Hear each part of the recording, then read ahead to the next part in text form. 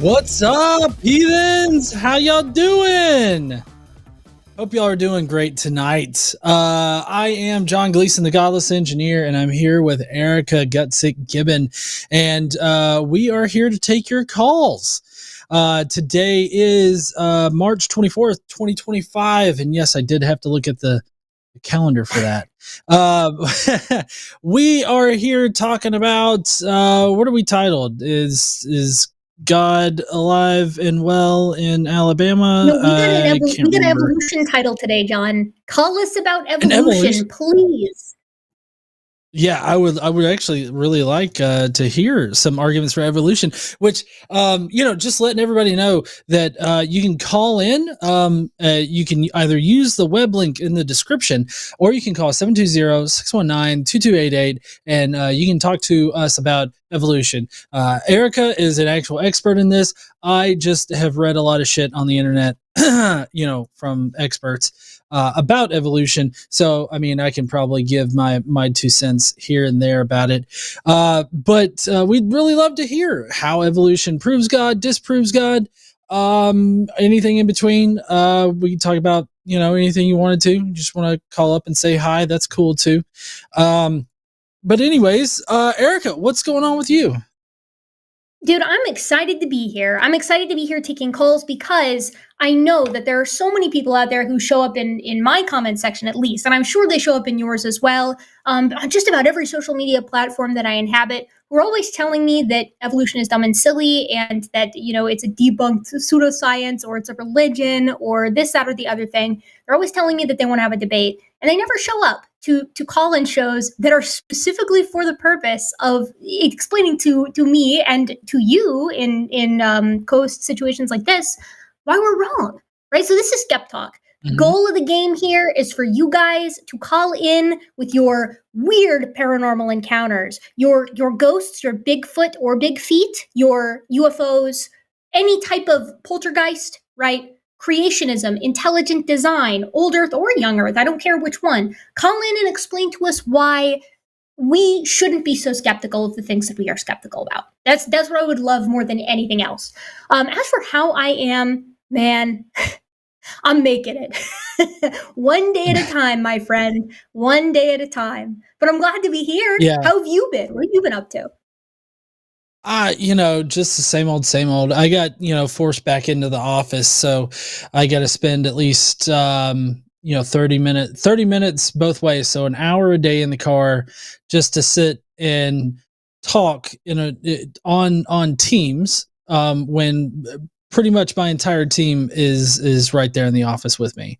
So imagine having to use Teams to have a virtual meeting for everybody that's already sitting all around you. And that's what it's like for me right now. Well, it sounds like your job has gotten a lot more efficient. Thank goodness for that. Thank goodness that we're spending our tax dollars on making the government more efficient in cases like this. And spending more time in cars on the road. I love to hear that. That's what humans were born to do, is drive places in cars in non-walkable cities. Is that the reason why babies, when they're born, they come riding one of those like electric, like little Jeeps and everything, like just they Dale Earnhardt out of like the birth canal. Yeah, they Tokyo drift. They Tokyo drift like out of the birth canal. That's what happens. Which I actually will be getting. It's time for me to get a new car. I haven't had a new car since like 2019, but I'm opting for an electric vehicle this time. I'm going with a Hyundai Ioniq 5, which apparently is it's pretty cool. It's technically an SUV, although apparently that's just what they're calling hatchbacks now. I don't understand. But yeah. Getting moving into the electric vehicle space for me, so I'm pretty excited and stoked about that. Dude, I'm so psyched for that. I've actually seen a lot of people, including my dad, actually got an electric vehicle this go around, which I was pleased to see. Not a Tesla. He got I actually don't know what he got.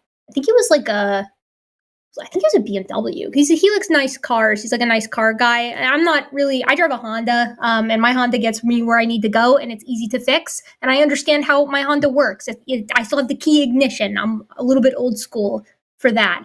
I don't have a screen in it. It's wonderful. I love my car. But it's not just him. I've talked to a bunch of people who are like getting ready to turn over. It's time to get a new car, whatever. And they're like, I'm doing an electric vehicle this time.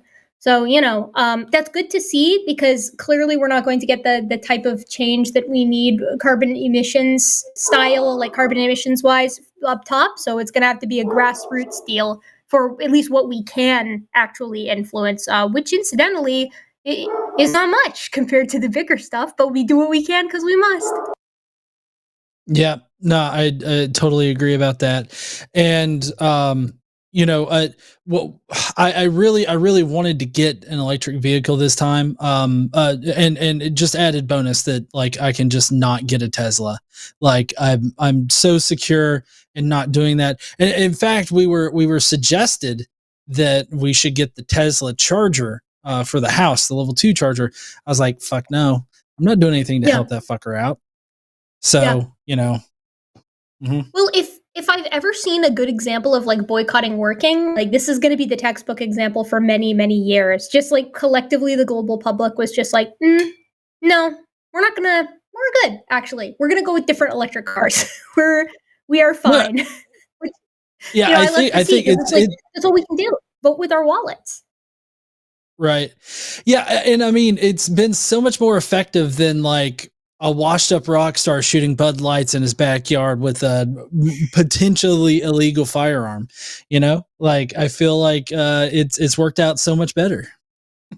That is actually the Dylan Mulvaney stuff feels like it was 100 years ago, and I still can't believe that happened. Like that was, oh my God. Yeah.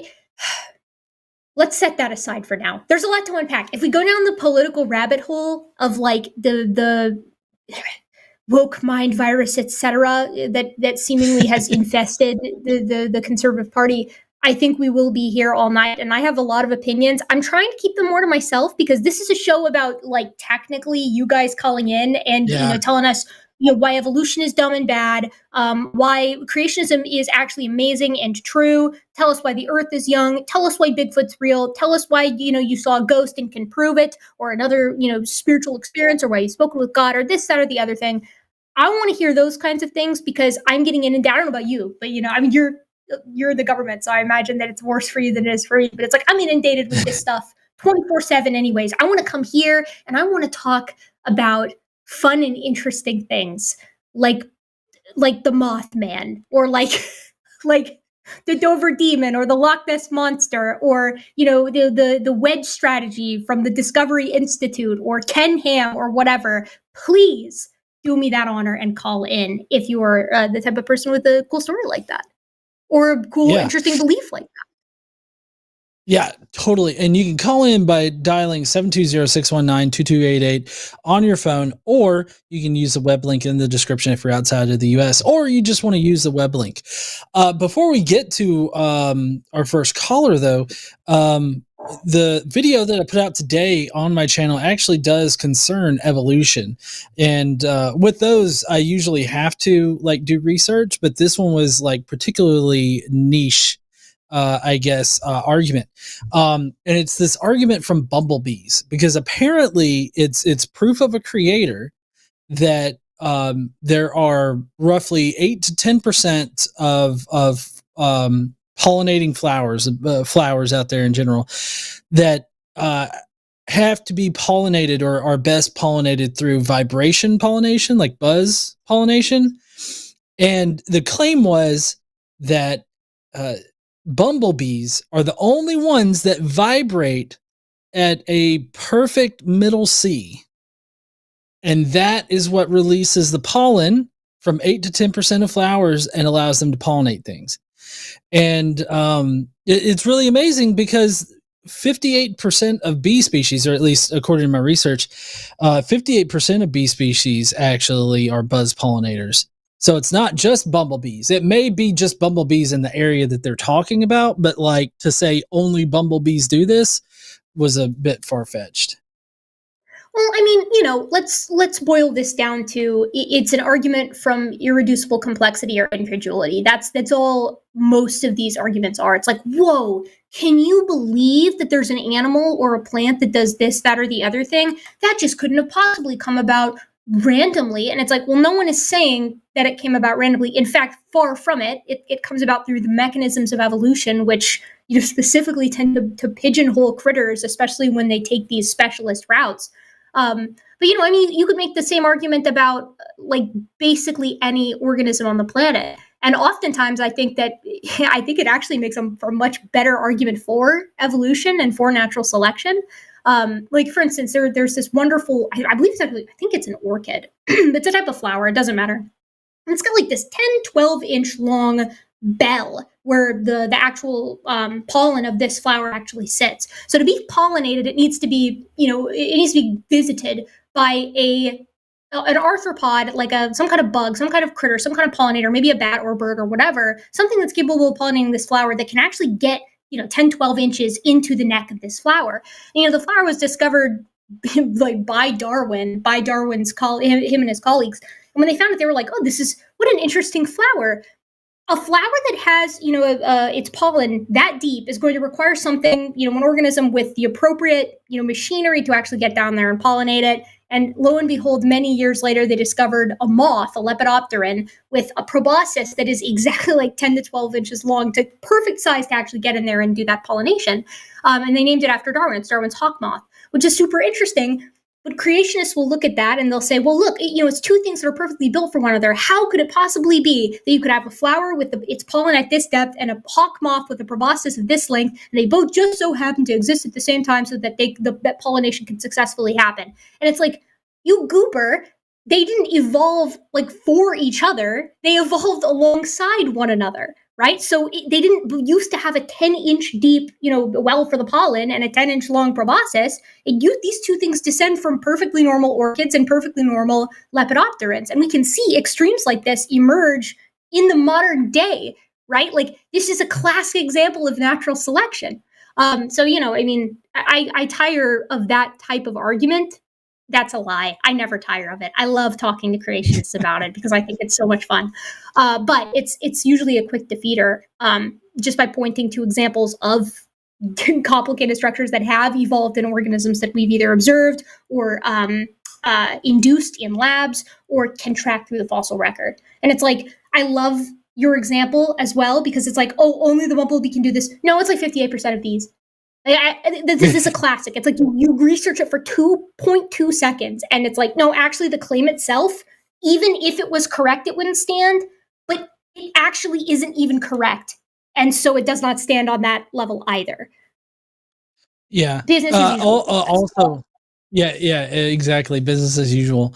Also, another false thing is the middle C.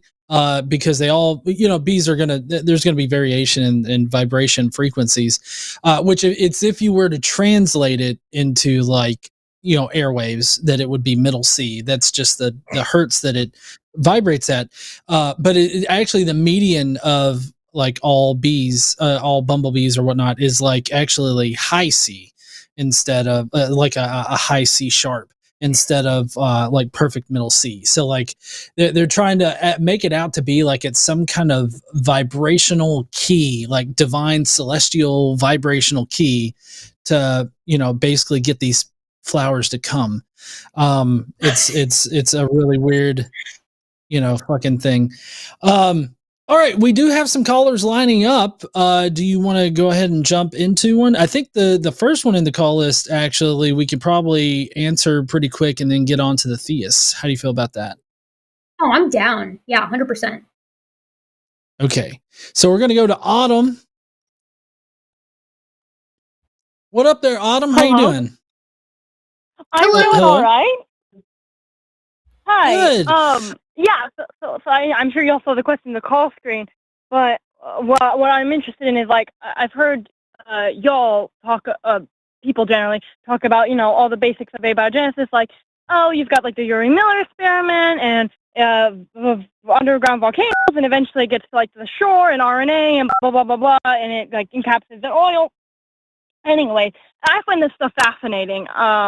I'm working on my bachelor's in biochemistry and molecular biology, and like even the little bit that we cover in like evo class or whatever, it's awesome. I find this stuff so cool, which makes me wonder. Okay, so we have we have decent amount of knowledge. I guess we can't be sure because it's like way in the past. But what do we not yet know? Like what is missing from the equation? I guess there's not really like a no generally in science, let alone this long ago. But in a general sense, like what is missing? What is the things that are most likely to be next found about it? So I'm not the kind of person that studies abiogenesis. In fact, like as far as like what you can actually study from a paleontologic perspective, I'm like as close to as recent as you could get. You know, my area of expertise hovers around like 5.5 to 20-ish million years ago, because I study the apes that precede the human chimpanzee split.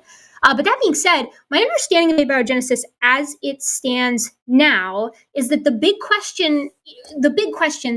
questions surround the synthesis of a bunch of different hypotheses for different steps, right? So it might be like, oh, okay, how do we get RNA, or how do we get the first proteins, or how does DNA come into the equation, or how do you get a cellular membrane, or whatever? And it's like we have multiple wonderful hypotheses, many of which are supported by experimental research both within labs and even in the field at places like Yellowstone, which I think is super cool because like that extremophilic environment is argued to be quite similar to hydrothermal vents.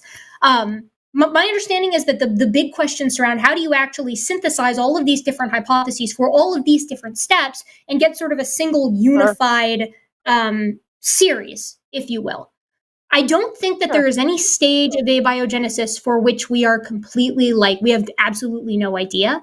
But I do think that the problem is more on the other side of things, where like we have too many hypotheses for each of the steps, and we're not sure which one to go with, and each one of them needs to be investigated, in full. And we also have to continue to narrow down the conditions that existed on primordial Earth, right? My current understanding is that the most recent estimate for the first life came from a phylogenetic study earlier this year. No, actually, I think it was last year, maybe at the beginning of the semester last year. So like around August, September. And it was proposing that life probably showed up in one form or another around 4.1 billion years ago, which is, 300 million years older than the previous estimate of like approximately 3.8. That's insane to me that life would show up that quickly, because the Earth itself is like 4.8 billion years, of age, give or take, 300 billion years again, 4.5 to 4.8 billion years. But that's like, what that would suggest has some massive implications, because if the Earth is in the Hadean, which means it's just this big boiling ball of like molten rock and nothing can live and there's no water, etc., for, not even 1 billion years before it eventually cools to a point that life can actually exist and liquid water can be on the surface of the planet. It's like the second things are even a little bit habitable, boom, we start getting life on this planet, which would, suggest that it's actually quite easy, if that phylogenetic study is correct, and gosh, even if we go with the 3.8 billion years, that would suggest that it is like the second the conditions are right, you're going to get life on a planet, or this is just an extremely, extremely, extremely unlikely situation, and we're actually quite lucky. But I think that a lot of this too will be ironed out, weirdly enough, once we get some soil samples back, or rather investigate further some of those like wet spots on Mars. Because it's like if there's also life there, even if it's microbial, even if it's fossilized, like if you're looking at like strongylites or something like that, that would suggest that the conditions for life are actually quite easy to meet. And it would also suggest that the great filter for reaching, intelligent life, quote unquote, like what you have with humans or other apes or elephants or whales or whatever, that barrier to entry, or either that great filter, is later than we might expect. Sorry, that's not like very much into the biochemistry of it all, because that's not really my background. But again, like to summarize the question, I think we're more looking for a synthesis than anything else. Yeah, I guess that makes sense. I'm shocked that it's like there's not, at least from what you said, that there's not a single step that we have like nothing on, because that's what I expected. I expected there's some one or two big things that were like, we're not quite sure what happened here, but we think something like this must have, like the idea that like we've got something on every, that's pretty crazy actually. The last time I looked into this, that was the case. Now, it could be that the last time I looked into this, maybe some hypotheses have been toppled, right? That it's like, this idea that, RNA can self-organize on clay, for example, like maybe that doesn't hold anymore. And they're up a creek there. But the last time that I checked, all of the major steps of abiogenesis at least had a leading theory with some experimental support for it. or leading theory, a leading hypothesis with some experimental support for it. But mind you, the second we create life successfully in a lab, which I do think is eventually going to happen, like some kind of protocell or something along those lines, probably people are just going to move. They're going to push the goalposts like all the way down to the beginning of the cul-de-sac. And they're going to say, well, it was the conditions for that life to form in the first place that actually needed divine intervention for it. It's just that can is going to get kicked right down the road. Of course, there's always going to be something. I guess I have a very small follow-up question. What point do we officially would we call it life, at least from what we currently understand? Is it like the second it's surrounded by oil? Is it the second that, like, I know there's like the whole like 7 things that make up life, but I don't know, it feels a little arbitrary, which makes it a bad question, but I'm still kind of curious. No. What you're asking isn't just a good question. That's like the question. What is life was a question asked by Schrodinger, I believe in like the 50s or 60s. Someone in chat's going to correct me. It was sometime prior to the 80s, let's say that. And he basically, summarized, what is life? Like, what's the linchpin? When do we call something alive? What does it mean to be alive? And this is one of the big pieces that spurred the sort of genetics revolution in the early 50s, when people started trying to say, okay, like, well, where in genetics, where in the chromosomes is information actually stored? Like, is it stored in proteins? Is it stored, in DNA? Is it stored in the lattice itself, or is it stored in the backbone? Like, nobody was really sure. And that's when you have all of Watson and Crick's work with Rosalind Franklin and blah, blah, blah, blah, blah.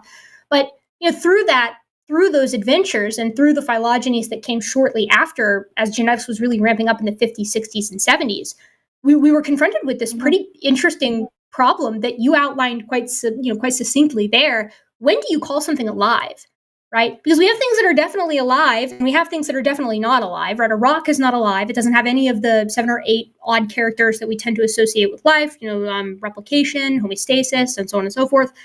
And then like something like a dog or an amoeba is definitely alive because it does all of those things. But then it's like, well, what if you have some but not others? What would you call that alive? And it's like, the answer is it depends, right? Because we have viruses that do not meet all of the criteria, right? They can't replicate on their own. They require a host.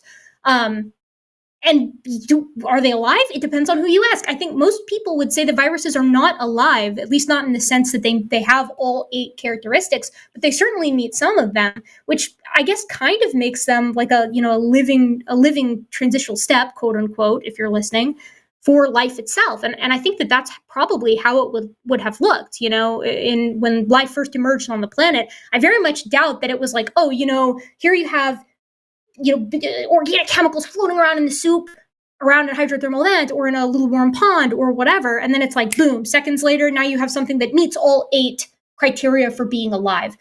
I would put every money, I'd bet my hat that you have intermittent stages where things are sort of self-organizing, because things like to be stable. Like, just biology often mimics chemistry in this way, where it's like, things self-organize, but not because they want to be more organized. It's because they want to be more stable, which, weirdly enough, people have made propositions that by sort of organizing yourself and temporarily decreasing entropy, you end up increasing entropy in the long term.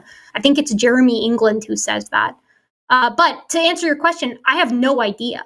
I have absolutely no idea when something becomes alive. And I think that is precisely what you would expect. And in fact, precisely what would be predicted from the perspective of an abiotic origin for life, and then evolution as the means by which we get all of modern biodiversity. Because if all of this stuff comes from non-living matter, and then biodiversity emerges through slow incremental changes over geologic time, the entire thing, from non-living, just organic chemicals, to fully fledged life, to all of the modern species that we have, and the species we have every single slice through time, should be a big smudge. It should be a gradient. There should be no point by which you could say, okay, this is the point at which you go from being not alive to being alive, or this is the point in which one species becomes another species, or this is the point in which one population has sort of changed irreparably, right? It should be a big fat smudge, because that's how biology works. And I think that it's very telling that we see that with the origin of life, and we see that with defining life just as much as we see it with species and speciation. Yeah. Thank you. It really is wondrous. I don't want to take too much time, but this is my my little glimmer of excitement, my little glimmer of hope amidst everything, especially the attacks on academia. I hope y'all have a lovely day, and I'm certainly going to listen to the rest of this, because I love the show. It's a great show. Autumn, Anyways, thank you so much. I love how enthusiastic you are about abiogenesis, because it's like, the people who do the best work on this stuff are the people who actually give a shit about it and who want to, put their brains forward and together and try to figure out what actually happened, whether you're talking about ecology in the present or abiogenesis in the past or anything in between them. So, I wish you the best of luck on your academic journey. Please keep your head up. That's what we're all trying to do. And gosh, let me know when you've solved abiogenesis and come up with a good definition for what life is. I will be waiting with bated breath. Yeah. All right. Bye. Take care. Right. Bye, Autumn. Yeah, I didn't have anything really to add there, so I'm glad that you were able to take that. I did do like a quick googly thingy about it, and it seems pretty spot on with what you said as far as the gaps in abiogenesis goes. So, good on you for nailing that. No, dude, I'm glad to hear that, because it's always fun when you have a question that's like, or when we get questions on SkepTalk that are, it's like, oh, I'm so glad to get this question because I literally was just looking into this yesterday. But the last time I looked into abiogenesis was like months ago, because I've been preoccupied with more recent stuff. So it's like, I'm glad I did the topic justice from like a brief Google search, because my memory, at least at the time, was that it's like, yeah, we're sitting pretty good. Obviously, the question isn't solved. Rarely are things fully solved in science, but we're certainly not sitting at a point where we have absolutely no idea where to go or what we're doing, or we're just throwing money at a problem. It's like there are numerous hypotheses that exist for each and every stage. And most importantly, as I said to Autumn probably too many times, but I like to reiterate this point, these aren't just like harebrained, it's possible that this, that, and the other thing could have happened, and maybe that's going to get you, a cell membrane or something like that. It's like, no, the hypotheses that are put forward, especially in biochemistry, they have to have like a robust experimental support for them, whether you're talking about mathematical modeling or somebody literally walking their ass out to the springs in Yellowstone and dumping a bunch of chemicals into a pool and then watching what happens, right? So, I'm not an abiogenesis person, but I'm glad that I at least roughly scraped the surface of that subject in a way that was correct, because I will never forgive myself for blundering the prayer study last time I was on with Forrest. I will self-flagellate for decades for that. All right. Let's see. We do have another caller. This time a theist. Hey there, Matthew. We're gonna bring you up. What's up there, Matthew? How Hello? you doing? Can you hear me? Good. Sure can. Oh, can y'all hear me? Sure can. Hello? Okay, sorry, there's a delay. I apologize. So I actually, full transparency, I got this idea. So a little background for me. I'm kind of like teetering between theist and like agnostic, where a lot of the stuff doesn't make sense to me. But I will say there's like part of me that's like, well, what if I'm wrong? And, what if, if I'm wrong, then, oh my gosh, I have so much to lose. And I got this idea, and I decided to call in because I saw this video on my YouTube feed from a certain YouTube channel about a certain Gen Z guy who seems to be redeemed. Redeemed Zoomer. Yeah, I got you. Yeah. And he was talking about how, and he definitely goes on and talks about how, he's like one of the, not what they call, like, believes in evolution, but is also, like, he says, oh, the Bible, it relates to the Bible, and the Bible actually talks about it. And, it's not, you can't take it in a literal sense, but it's something that's like, oh, it's, talking about the creation story and how each of the days corresponds to one, parts of the history of the earth and the history of life. For example, like, oh, day one, it's like, the earth was, hot and formless. Oh, it's like the early period when it was a hot ball of lava, and then, oh, it cooled down, and that was the liquid, that was the waters.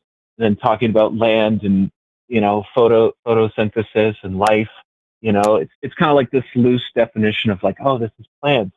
And then you have, fish on the fourth day, and it's like corresponding to like a period of how life evolved and how life formed. Wondering, do you think that would correspond with the book of Genesis, or do you think it's like way off? I mean, I have thoughts on this. John, you want to go first? Because I yammered for so long on the last call.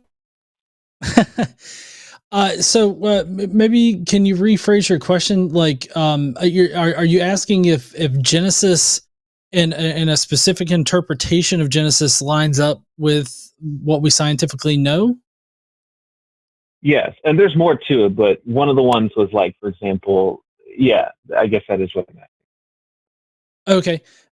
No, that's not accurate whatsoever. I mean, so like you can take any holy text you want to, and you can force it to fit anything that you want. Like if you change the interpretation, if you force an understanding upon it that is informed by a modern understanding of like the world, a modern understanding that science has given us, I think that you can definitely come away with thinking, oh, this matches up with what we understand about reality now. But yeah, I mean, I guess you have to ask, like, did people actually think that at the time? Like, were people thinking like they didn't have like a picture of like, oh, like this is how DNA evolves and through natural. So no, I don't think that's how people thought back then. So I'm like, oh, is this God trying to throw hints at how it actually works without actually saying how it works? Right.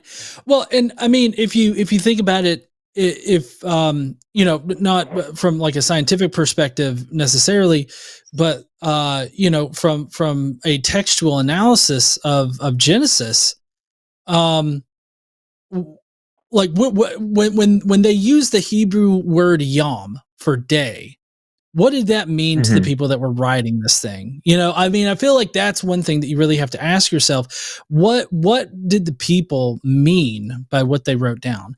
And what the typical usage was for that word yom was just a day, sun up, sundown day, And so that's what they were talking about. That's what they were discussing. And so to force this understanding on it that makes it conform with our modern understanding of the world and everything, I think that if you're going to force it to say that, then you can literally force it to say just about anything. Right. Like another example he uses too is like, oh, in Isaiah it talks about God stretching out the heavens like a curtain. Oh, does that mean that it's like the universe expanding after the Big Bang? For me, I heard that one. I was like, that sounds like no pun intended. That sounds like a stretch, Yeah. So you go, John. Sorry, I was interrupting. No. You're not interrupting. I was going to ask you like what you thought. Yeah, well, no, listen, I mean, I have thoughts on this. So I'm the resident bestie to the theistic evolutionists. I'm pals with them because the goal on my channel is science education, and I have my own reasons for being agnostic myself that are not related to evolutionary theory. I know there are people out there who are like, oh, you can't accept evolution and be religious, and I think that's silly personally. I know people disagree with that though, and people are entitled to their opinions. I think that I don't know anything about Redeemed Zoomer. I've heard this name bouncing around recently, and I guess I don't know about them because they're regularly doing the science affirming Christianity thing, so our paths don't cross.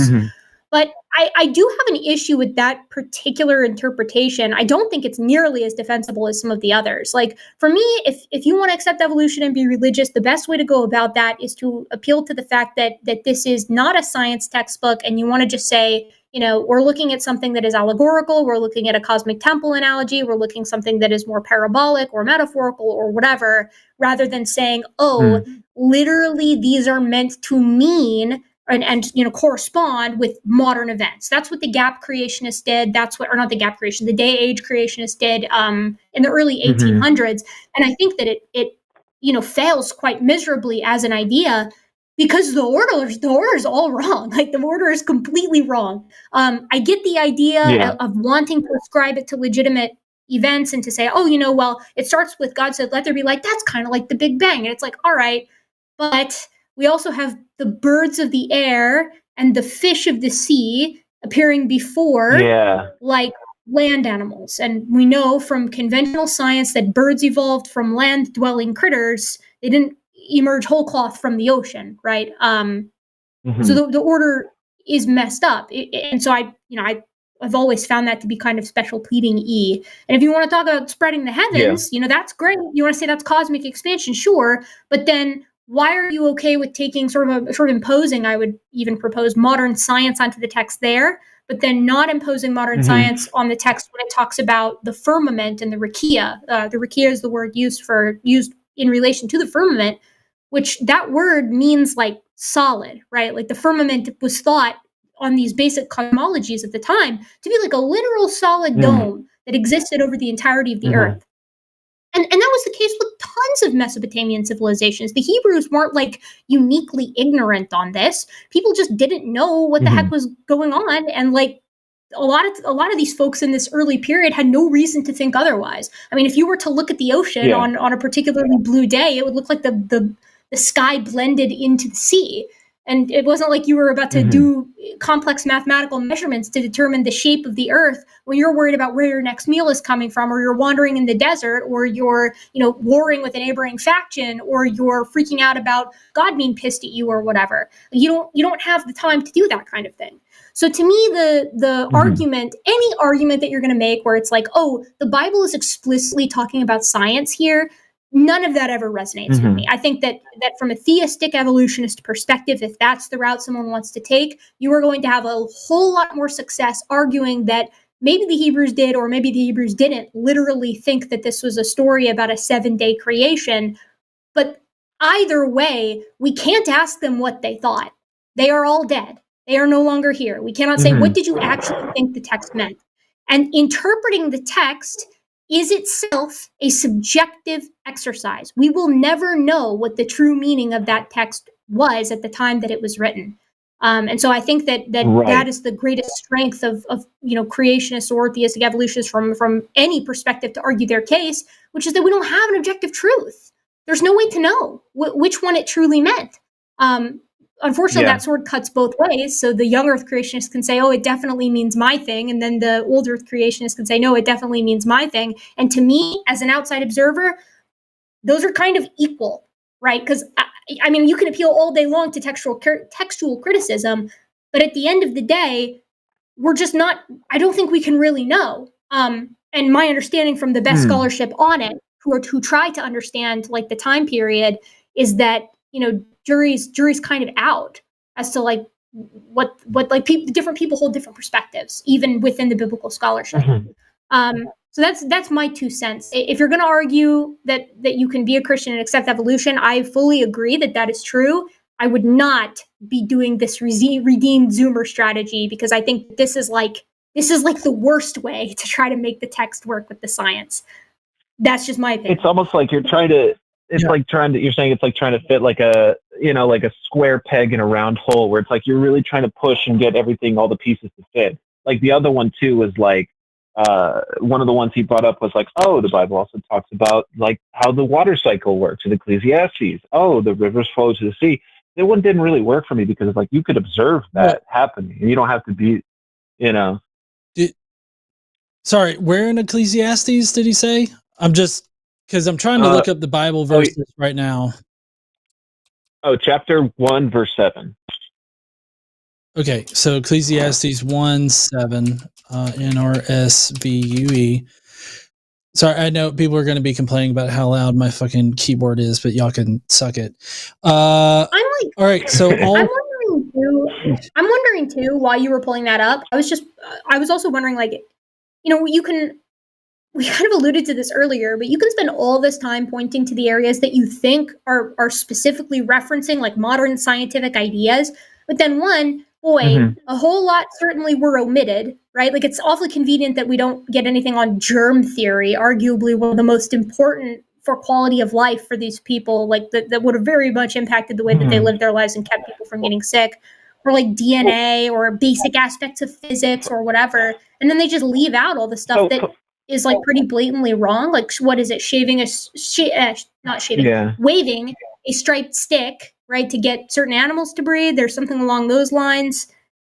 I don't know, man. Yeah. I think it's all a stretch. So for the germ theory one, he did bring a point that was like, sorry.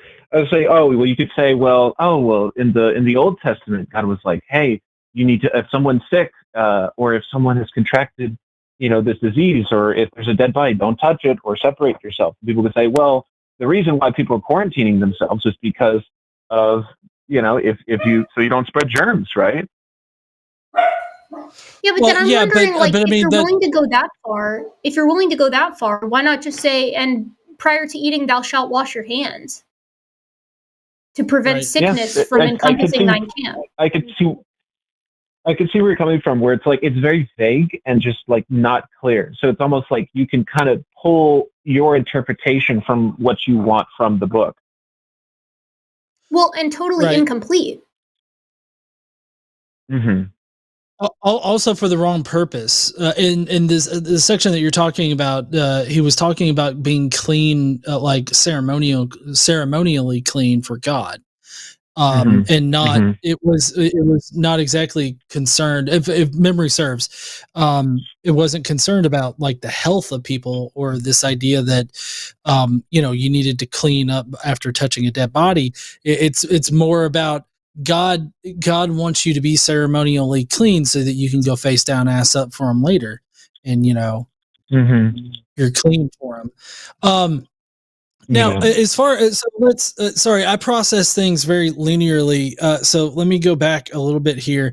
So like in Genesis 1:1, God says, let there be light. In fact, the universe was completely pitch black. Like no light could travel through the universe at all for about 300,000 years. That's when it cooled down enough for light to even be able to pass through, the immense amount of energy and heat that was there. So like, I mean, that's a lot of years. Like I would not bet that people that wrote Genesis 1 were thinking, that the entire universe was made of nothing but water until one day, 300,000 years later, God said, let there be light. Which, I mean, the whole idea that the universe is entirely made out of water and everything like that to begin with is ridiculous because, they didn't, like heavy elements didn't even start to form until light could pass through the universe. So like you're talking like after the Big Bang, after the near instantaneous inflation of the universe, you're talking 300,000 years as we experience them. Later, that's when shit started to happen. So, I mean, sorry, I know I'm processing through a lot of things real quick. On to the water cycle. Now, you said that he claimed that Ecclesiastes 1:7, right, is what describes the water cycle. Correct. I'm wondering, could you describe the water cycle for me?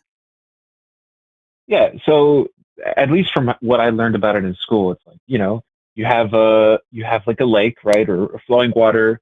It gets hot, and you have evaporation, right, and that creates clouds, and then those clouds will transport, they'll move across the sky, and then you'll have condensation and precipitation back into like, the base of the river, and then it slows down and repeats the cycle again.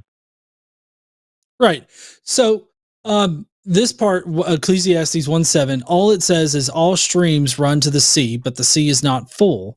I don't know what the fuck that means, but to the place where the streams flow, there they continue to flow. So like all streams run to the sea. I mean, would you really call that describing the water cycle, or would you just say that that's an observation that, bodies of water, streams and other flowing bodies of water always flow towards the sea? Like, I feel like that could be just a general observation.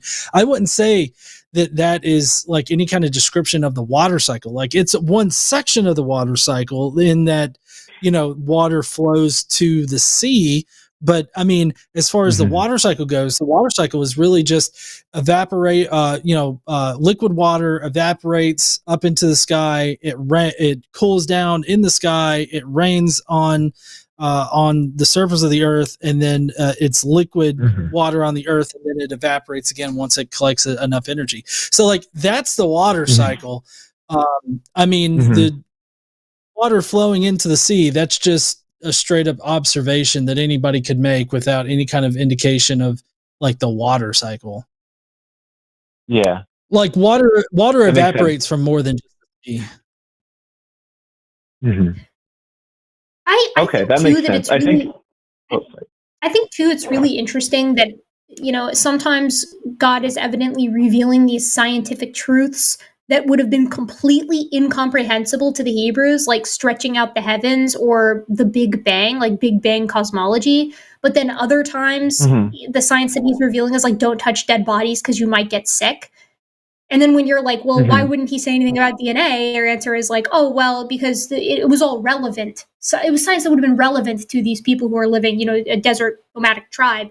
And then you're like, okay, well, then why wouldn't he give more, you know, consistent, applicable information? Then it's like, oh, well, it's not meant to be a science textbook. And so it ends up just being, to me anyways, like this special pleading case by case, where anything that could be slightly spun to be, oh, well, this was divine revelation of science before its time. And then it's just like the most random scattershot of, you know, quote unquote scientific topics that you could potentially even imagine.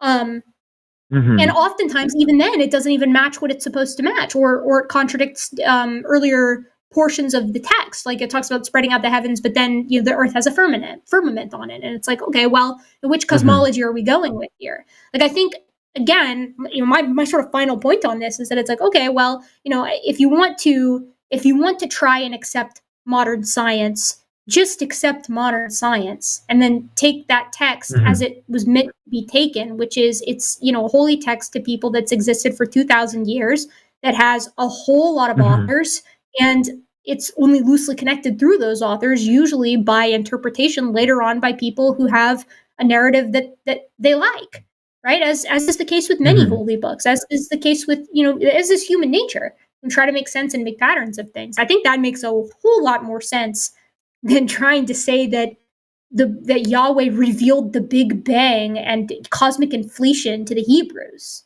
But that's just me.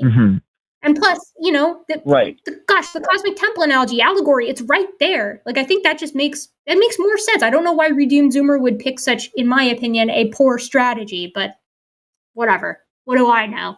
Yeah.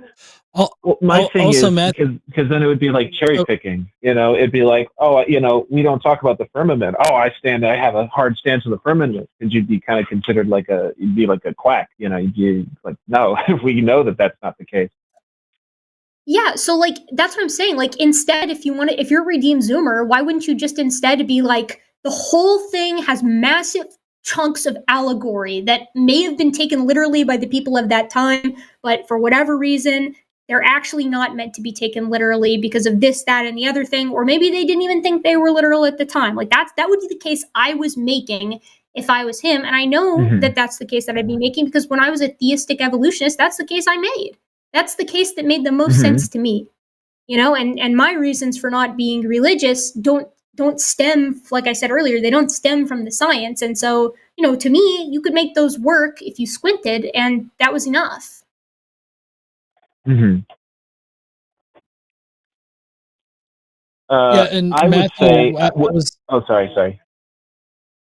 Oh, I was just going to throw in a fun fact of the Bible also says that the different forms of precipitation are stored in warehouses up in heaven for God to just randomly sprinkle on the earth on occasion. So, I mean, doors can open and cause the whole earth to flood, right? Like doors can open in the firmament from which, you know, waters will come and flood the entirety of the world. I mean, to me, like I can't shake this. This sounds exactly like what you would say if you were a person who lived in a desert tribe and needed to explain what the hell was happening. Like that's what that sounds like to me. It sounds like an attempt of you know, a group of people to try to explain the world around them, much like many of the attempts that we see by people to explain the world around them. I mean, that makes sense. People know what doors are. People store water in storehouses. So like if God is really an anthropomorphization of like this unknown, all of the unknown around this ancient group of people, it kind of makes sense that they would be like, yeah, when it rains, like that's just God. He's like opening up a door like somewhere up there, and all the water is stored in like these big warehouses, kind of like how we store grain. And then when some kid is like, well, why is it that you get this big colorful bow every time it rains? Like, what's causing that? And then they're like, it's an apology. For what? Well, one time, a long time ago, God flooded the entire earth. And like these people would have been super familiar with floods because they all lived in river civilizations, right? Like there's a reason why human civilizations all across the planet share flood myths, because they live near places where there's water. And when there's water in places, it tends to flood.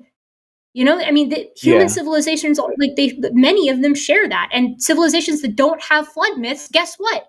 They don't live near rivers, or they don't live near lakes or places that tend to flood. It's weird how that works. How, it's almost like there's a pattern there. So yeah, to me, I find the Bible fascinating in the sense that it's like a dangerously human book. It's a wonderful text of human nature often at its worst. There's compassion there as well. There's at its best in there too. But there's a lot in there that I think is sort of putting us on display. And I think that it's very difficult, for me at least, to buy that some of the odder passages are actually hinting at some secret knowledge that people that the Israelites would have never even conceived of in worlds that would have, been beyond their wildest imagination, discovering the water cycle because they were bored British naturalists with too much money and time on their hands. Like, I just don't think that God would be dropping little truth bombs on them like that. But right, especially like if they would never understand that, like it would be like, it would be like God, like, this is not for you. This is not information for you to know. This is just so people, 2,000, 3,000 years later can be like, oh yeah, that's like how it looks. It's like a funky little Easter egg, like for that they never would have conceived of. But then again, I can't help but appeal to the fact that it's like only some little Easter eggs were deemed worthy of hiding for future readers. Like, when they're talking about this, they mean germ theory. When they're talking about this, they mean the water cycle. When they're talking about this, they mean cosmic inflation. But then there's nothing about DNA. There's nothing about atomic theory. There's nothing about evolutionary theory. There's nothing about relativity or like basic Newtonian physics. It's like, if you're going to craft this explanation that God reveals scientific truths through the Holy Bible, I think you kind of, I think it's reasonable for somebody who's listening to that to ask, okay, well, why did he reveal the scientific truths that he revealed? Well, what were the Israelites getting out of cosmic inflation? What were they getting out of, the water cycle? But that's maybe, I know I do things kind of differently than some other folks who are on the show, where it's like I really enjoy taking them at face value, taking the sort of creationist, or in the case of Redeemed Zoomer, like sort of, I guess, evolutionary creationists at their at face value, and then ask, okay, like, let's swallow the model. Let's pretend like this model is legit. Like, what questions do we have next? Like, if what you're saying is true, where do we go from here? And then my next question is like, okay, where's the method to the madness of these divinely revealed scientific truths? And if it turns out there is no method, maybe what we're seeing here is pareidolia, right? Like pareidolia, where it's like you're seeing a pattern where there isn't one. Or would it be also like a confirmation bias, where you're looking for the things that confirm your pre-existing beliefs, but you reject the ones that don't work for you? Yeah, 100%. 100%. Like the birds showing up before land-dwelling animals, right? Or the sun being invented after light. Like these are little bugaboos that seem to show up pretty early on. When, again, and I can't stress this enough, like it's just easier to look at that and be like, it is not meant to be a literal history. It's not meant to be a science textbook secretly teaching the Hebrews about the Big Bang cosmology. That's not the point. It's a book that was trying to explain the world to a group of people 2,000 years ago. So we should expect it to follow those types of norms. And indeed it does, which is why we see the same pattern show up in plenty of other Mesopotamian civilizations. So it's basically just like this kind of conclusions that people tend to come to just based on their limited understanding of the world. And like you said, it's like a pareidolia, like, oh, storehouses, that sounds like a very human thing. But then you could also say with that one, you don't say, oh, well, storehouses, there's not literal actual storehouses. It means like clouds, right? Clouds store water in a sense. So then, well, when it rains, he's releasing the storehouses. Right, but then it's like when we turn to stretching out the heavens, you have a problem here, right? Because stretching out the heavens, they want to say, no, he's talking about Big Bang cosmology. Okay, well, what if he's just saying stretch out the heavens because sometimes when you're like spreading out a sheet, you stretch the sheet out.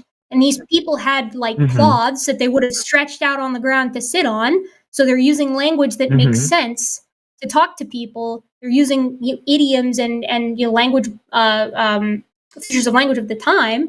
Like, I just don't see, it's very just so to me, at least, which, I find it to be an unimpressive argument. Let's put it that way. Okay, that's fair. But I would love to talk to Redeemed Zoomer about it. I would love Redeemed Zoomer to call in and be like, no, the Bible is revealing these secret scientific truths. And then I can be like, oh, really? Like, for instance, which ones? And then we could go through them. Yeah. So I just called in because it really, like, just like I was talking about, like, at the beginning of the call, this is something where, like, I am definitely going through, like, this deconstruction process. And oftentimes when I go through this, you're looking for, like, I kind of think of like the analogy of like, I would like to be a Christian. I like a lot of the ideas. There's a lot that I don't like. But it's almost just like I have this like strive to like look for like kind of truth in my belief system and like a justification to continue believing something. But I also can't make myself believe something. Maybe it's like I have something to prove because people are like around me will say, well, no, because I grew up very, very like evangelical Christian. So for me, it's very much like, oh, you're not Christian because you never were, or because there's like some secret thing in your life that you're trying to hide. So for me, when I bring these up to you guys, because it's like, okay, well, I want to actually communicate and try and listen to both sides and what they would have to say, especially because I'm not an expert and I would like to hear what other people are saying on the matter. Matthew, I don't think anybody has ever come off of one of these searches for truth a more ignorant person, right? By taking the time to investigate what it is you believe, like, and whether in 10 years you end up being, you go back and are a Christian again, or maybe, you totally become like an atheist, or maybe you take some other route, you're never going to be worse off by saying, why do I believe the things that I believe? Do I have good reason to believe them, right? Asking questions it's a human imperative. It's one of the things we do best. And having a curious nature is, I don't think ever going to make you worse off. So I'm really glad to hear that you're asking questions, you're investigating this more deeply. And, if people say like, if you end up not being a Christian, they're like, oh, well, that's just because you never were. Man, fuck them. That's dumb. Like, they're not in your heart. They're not in your mind. Only you know what it is you believe. And you should be secure in the fact that it's like, if you come to the conclusion at the end of your search here and you're like, this isn't for me, I don't really buy it, then, you gave it a really solid search. And people, it's not any of their business to doubt that. Yeah. I had a friend once. And I grew up like with all friends, and it really kind of pissed me off. I had a friend that I opened up about my just like, I don't know if I really believe this stuff anymore. And it just became a debate, and it kind of became like a mudslinging kind of conversation. So for me, that really like brought up red flags for me. That's why I bring this up. Yeah. I know that's getting more into like my personal life, and I apologize if I'm kind of getting sidetracked with the scientific question. So I feel like if anybody's listening, it's like, you understand there's going to be people that are going to try and discourage you on the matter and try and tell you that you're wrong. And the best that you can do is just try and find the best answer to truth, Absolutely, and people tend to be the psychology on all this stuff. I'm no psychologist, or psychiatrist for that matter, but the psychology on this is pretty well characterized, where it's like more time you spend defending an idea, the harder it is for you to abandon that idea, and that's often in spite of the data, right? So people can be shown this could be for objective things, as we just saw with the wonderful final experiment carried out with the flat earthers that were taken up to Antarctica to see taken down to Antarctica to see the 24-hour sun. You're sitting there in Antarctica. It's amazing. It's like, there it is. They live streamed it the entire time. It's like there was no point in which this could have been a dupe. It was their own guys. And yet, you still had flat earthers who, when confronted with this, they were like, well, that wasn't actually the 24-hour sun. The devil put a fiery ball in the sky to deceive us. Or it was like, oh, it was a green screen, or oh, it was an advanced set in San Diego that they secretly set up, and they never went to Antarctica, and this, that, and the other thing. It's like, well, yeah, if you had lost a lot of friends and family members potentially because of your zealotry for flat Earth, and you were holding this idea publicly for so long, you're probably not going to be easily pulled away from that idea because you sacrificed so much for it. And I think that people tend to be that way with religion a lot, where it's basically like they're confronted with stuff that maybe wasn't what they expected. And as a result, they double down because their brain just, it can't handle being faced with the data that makes basically a lot of what they've done, like potentially like a waste, if that's how they see it. So be patient with the people around you, but not too patient, because people can get mean as well when they're confronted with conflicting observations. Yeah, and I feel for people. I have a friend who he is basically like he's very, and he's admitted to himself. He's like, I'm very gay, and he's and he says, well, I'm not going to engage in that because the Bible says so. And for years he was like miserable. And because he didn't want to give up like his belief in God, he would basically try his hardest to be attracted to women. And it didn't work for him. And for me, it was like, how could that be the case? Yeah, that's so tragic, and like, I don't think that kind of thing I think it rarely lasts, because it turns out that denying like an actual part of you is super psychologically damaging and can have long-term impacts on you, your mental health, and basically every relationship in your life, which is why they tend to not, those types of denials, I think, rarely tend to persist. And oftentimes the eventual acceptance is like very painful for people. And I mean, I can understand why that might be. If you were told that the life that you have now is a mere blip and all the good stuff is coming actually when you're dead, and that eternity is at risk, and in fact, it might end up being eternal conscious torment if you do this one thing that is like innate to you, I can see why people, especially if they were brought up in that, would look down the barrel and say, whatever I need to do to not end up being, thrown in a lake of fire, I'll do it.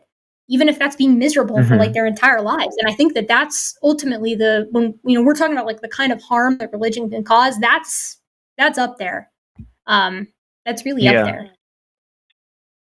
Yeah. And I think that always kind of struck me. That was one of like the big kind of set offs for like deconstruction for me, which was, if I need like a seer, if a lot of people believe something because of like a big stick or like a big carrot of like, I don't want to upset God because God can throw me into hell forever.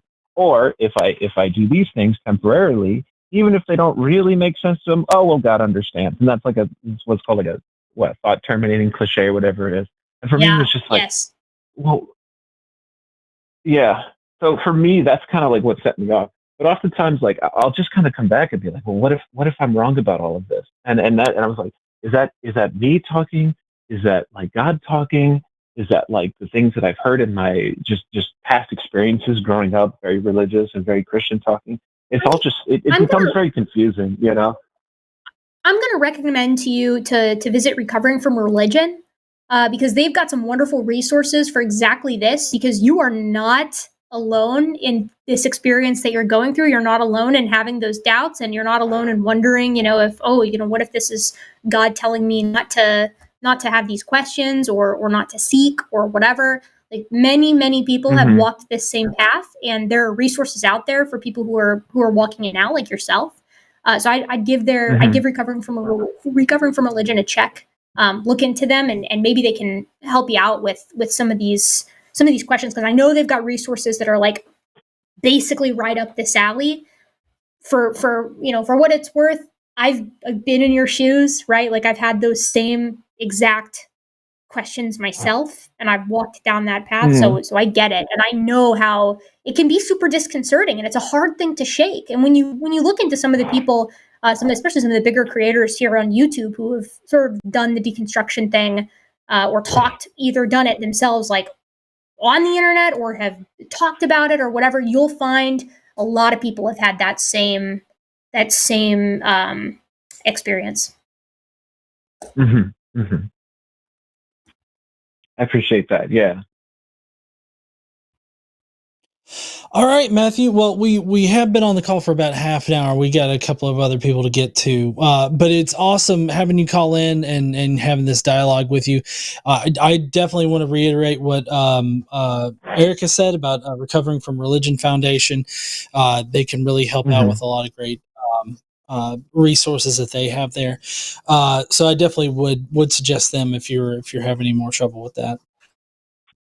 I appreciate that. For me, the big thing is like the feeling of isolation that it gives. It's like, honestly, I'm one of the I know maybe a few other people who are like openly atheists, and very few people that are like just basically not Christian, just from growing up. And for me, it's the connection that is hard to give up. Well, and I think, I believe that I have many people in my life who are still religious, and who are of many different religions, and I still maintain connections. Some of these are my friends and family. Some of these are my closest friends and family members, right? So you don't have to give up those communities. And if those people are going to abandon you because of the opinions that you hold, I think that deserves some internal consideration as to how much they're really caring for you versus how much they're really caring for an in-group. That makes sense. Well, thank you. I appreciate you guys. You find some resources and maybe some local communities as well, because I know they've got some groups and meetups and stuff like that all over the nation. And it might be worth looking into wherever you're living to see if there are some, sort of skeptical or humanistic or atheistic or agnostic associations, because we all love connection. We all need connection, and I think they might be able to at least point you in the right direction. Yeah. Okay. Well, thank you very much, Erika. Thank you very much, guys. I don't want to take up too much more of your time, but thank you for helping to answer my question. Of course, Matthew. No, take care and best of luck. Don't forget, call back in if you want to chat more. Okay, will do. Thank you. All right. Bye, Matthew. Bye-bye. All right. That was a great call to start off the theists with. We do have another theist caller. Yeah, we do have another theist caller calling in. I do want to go ahead and get the next show announcements out of the way before we continue, though. So tomorrow we've got Chewed Gum at 6 p.m. with Alyssa and Eve. And then we've got Matt Dillahunty on Wednesday at 6 p.m. And then at 2 p.m. On Thursday, we've got TACIS with Josie and Alexander. On the Sunday show, we've got me and Forrest at 2 p.m. and then at 7 p.m. for the After Dark, it's Forrest and Durante. Forrest has got a long day on Sunday, it seems. And then we've got SkepTalk next week, which I'm not sure who's hosting next week. It's not filled in, but we'll have somebody here to take your sciencey questions. So, all right, let's get to the next theist caller, and that would be Denny. What's up, Denny? How you doing? Hey, what's up, guys? How you been? Doing okay. How are you? Good, thanks for asking. Tell us a little bit about your So, question, my friend. yeah, so I read a lot of books and I come to the conclusion that evolution cannot be true using evidence, observations, and archaeology as well. If I could So give what a do when quick you say example with, Shit. yeah, when you say evolution, what do you mean? the gradual change over time that creatures experience. Can creatures change at all over time? Yeah, but gradually, that's the whole point of evolution. It's gradual change. Not necessarily. That's gradualism, which is a certain tempo of evolution, but you also have punctuated equilibrium, which is a faster change that occurs in the face of rapid environmental change. It was outlined by, many different scientists over time, but it was popularized by Stephen Jay Gould in the 1970s and 1980s. Okay, so you're saying it's not all gradual, okay? Yeah, I'm saying that so evolution can occur at different paces because evolution and the change that a population of organisms may experience is limited by the environment that they are in, right? The natural environment that they have found themselves in, that they live in, is if it changes, it's going to see, you're typically going to see change in the population faster. If it stays the same, you might not see any change at all. You might see what's called stasis, which can occur in the fossil record and it can occur in real time. Right? This means that you're Yeah, I seeing was gonna talk relatively about little. stasis, yeah. Yeah, that means you're seeing relatively little change in allelic frequency in the population over time. You're not seeing no change, but you're seeing very little change. So you can have stasis in a population, you can have gradual change, or you can have punctuated equilibrium in populations, which is, rapid bursts of change. Usually this occurs in places that are like highly seasonal or in the face of natural disasters like asteroid impacts or Siberian droughts exploding, things of that nature. So when you see stasis in the fossil record, right, that usually indicates you're looking at a very stable environment. But if evolution couldn't happen, you would expect to see stasis and only stasis, not stasis some of the time, punctuated equilibrium other times, and gradualism other times still. Okay, yeah, I Well, see what you're so saying. Denny, yeah, so Denny, correct me if I'm wrong. I feel like what you're actually saying is that regardless of the tempo that evolution is taking place, that animals do not change, do not change via, mutations or other mechanisms for change in populations. You don't. I feel like what you're saying is that evolution just doesn't take place. Is that correct? Yeah, close to it. So fossils show like millions of years of small changes, like gradual small changes, but we see fossils and animals appearing suddenly out of nowhere. Even some very famous evolution biologists like Stephen Gould, they admit that it's extremely rare and the transition forms. So he sees it as a suspicion. So there's Wait, many hold on, Denny. Sorry to inconsistencies. interrupt. Yeah, Sorry to interrupt, Denny. yeah. But I feel like Erica just used Stephen Jay Gould, right? Mentioned Stephen Jay Gould for punctuated equilibrium, which is the thing that you're talking about right here. And this is a form, like a particular tempo of evolution. She just went through a really good explanation of explaining that. And now you're trying to use that in order to disprove evolution, which was not what Stephen Jay Gould was saying or trying to do or anything like that. And Erika has already explained how that is a factor of is already factored into like the evolutionary explanation for the diversity of life that we find today. So like I feel like you just didn't listen to what Erika said. Would that be accurate? Like you either didn't comprehend or you didn't listen to what Erika just said. I did. It's just different interpretations of his quotes. So I see it in one way, No, she no, sees it's it not in just another. different interpretations. And I feel like you're reading off of a script, and I get the feeling that maybe you don't exactly understand the script that you're reading. Mm-hmm. So Yeah, to just that Are you point, reading then, from? yeah, right? sorry.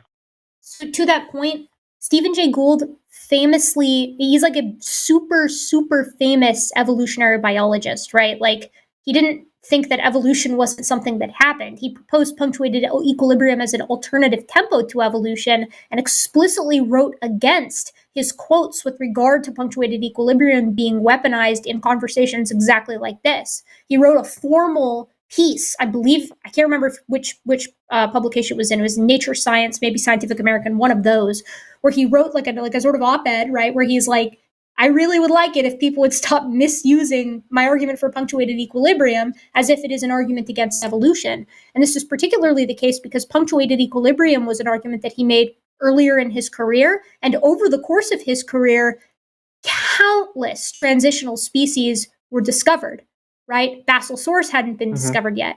Sinornithosaurus hadn't been discovered yet. Many Australopiths hadn't been discovered yet. Many members of genus Homo were very poorly known.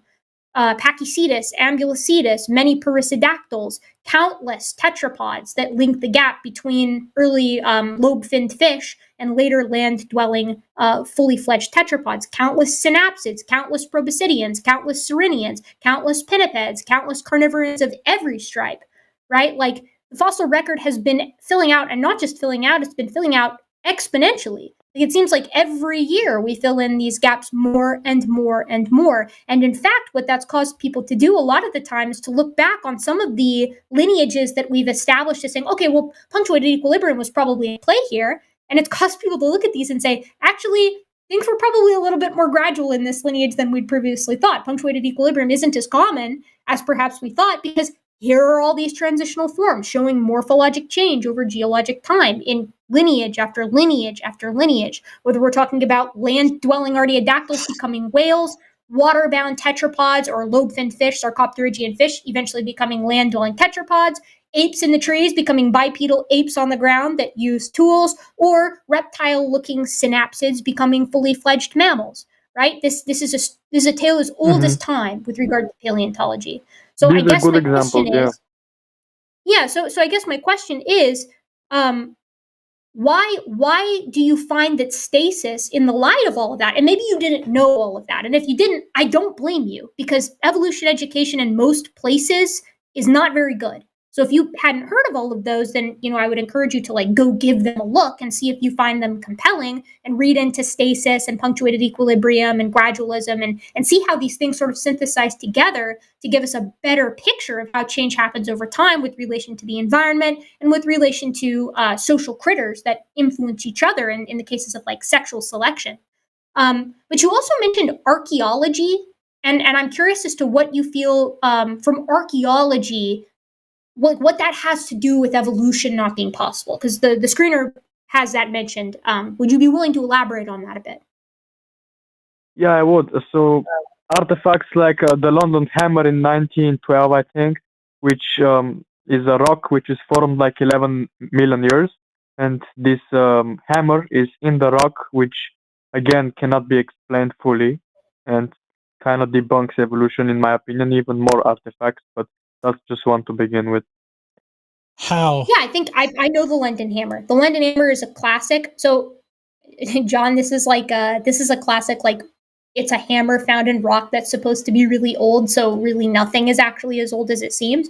But the London Hammer isn't actually a paramineralized fossil because hammers aren't alive. So it can't paramineralize, really, but it's also not a situation where it's behaving like a true fossil, because things don't become fossils, overnight. Typically, things can petrify relatively quickly, but the full thought process that gives us the types of fossils that you see in museums, like dinosaur bones or early tetrapod bones, or like those wonderful, beautiful fossils that you see entombed in stone, that kind of fossilization is not what we see in the London Hammer. In fact, it's not what we see in any of these proposed out-of-place artifacts. What we see in those cases is usually some kind of petrification that's the result of some kind of short-term process that we understand quite well in the present, because it's not dissimilar to the type of process that gets lime in your pipes, right? But getting lime in your pipes, or like petrifying a hammer, that doesn't involve the full replacement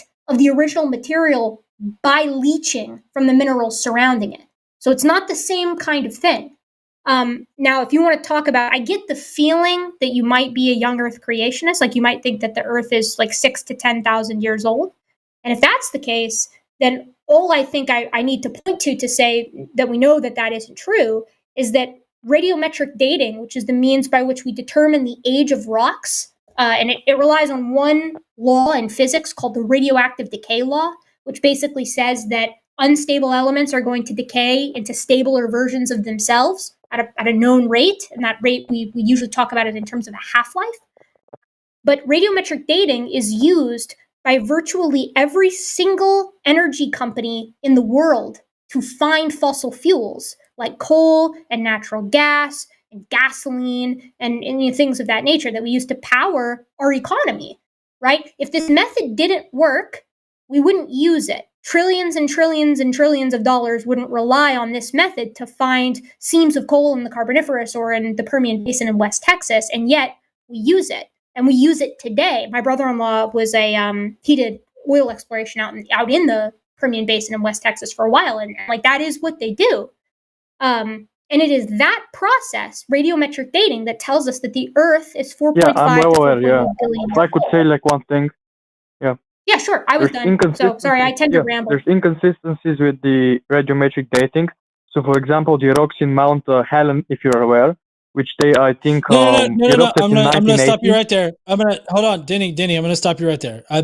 I'm Okay. fairly certain that Eric has heard this before. I've heard this before. The whole Mount St. Helens thing, and sure, you can send off rocks that were produced by a volcano or anything like that off to any place and have them do radiocarbon dating or anything like that, and they'll come back with different kind of time frames. But I always like to make this analogy that you can open up a car door with a hammer, but that doesn't mean that you should.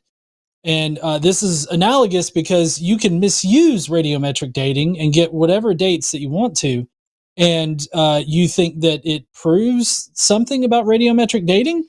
I can't remember all the exact specifics about the lab results that were, or the lab tests that were done on the Mount St. Helens rocks. But from what I remember, they used the wrong kind of radiometric dating method on it, and they also were too young to actually radiometrically date. There's a certain time frame in which it can date, and rocks that were formed by Mount St. Helens exploding is not going to be within that range that they can date it. So, like for instance, with volcano flows, what you're looking at is, I believe, potassium argon dating, if I'm not mistaken. And the reason why you use potassium argon dating is that as the lava flows from the volcano, it's going to consume vegetation. When it consumes vegetation, what you're going to have are these potassium isotopes that are going to be encased in the lava flow. And the reason why this is important is because the argon is, I believe that's a noble gas, if I'm not mistaken. It's a gas. And so when the lava, consumes the vegetation, and this potassium isotope is contained in these in this plant life, there's not going to be any argon that's present in there. So like when you start off dating this lava flow rock, like when it forms, no argon. So any argon that you actually find in this lava flow rock sample is going to be produced because of radioactive decay. Now, because radioactive decay is like clockwork, like it's one of the most stable things in the universe, we can use that as like a timer, like a clock. And so we can date that by measuring the amount of potassium that's there versus the amount of argon that's there. And so like if you use radiocarbon dating on rock that was formed from a volcano 20 years ago, yeah, you're going to get really inconsistent results. But that's because you're using the wrong kind of dating method, and you're also dating rock that can't be dated by those methods. So if I may, I actually, this is my bread and butter, if you will. I know that Mount St. Helens example, I know the New Zealand example, I know the Australian examples, I know the Hawaiian examples. If there's an example of incorrect radiometric dating, I've probably seen it. And what John said there about not being able to date rock that's too young is wholly correct, right? The way that I like to think about it is like this. If you have a semi-truck and you want to measure that semi-truck, right, or a boulder that weighs 100 tons, you're not going to put it on a microgram scale or the type of scale that you have in your house to measure yourself, because it's so much weight that it's going to break the scale. And if it doesn't break the scale is going to return noise because it can't possibly measure something that is hundreds of tons. It's just not going to be able to do it. Such is the nature of radiometric dating. If the entirety of the sample is all parent material, it breaks.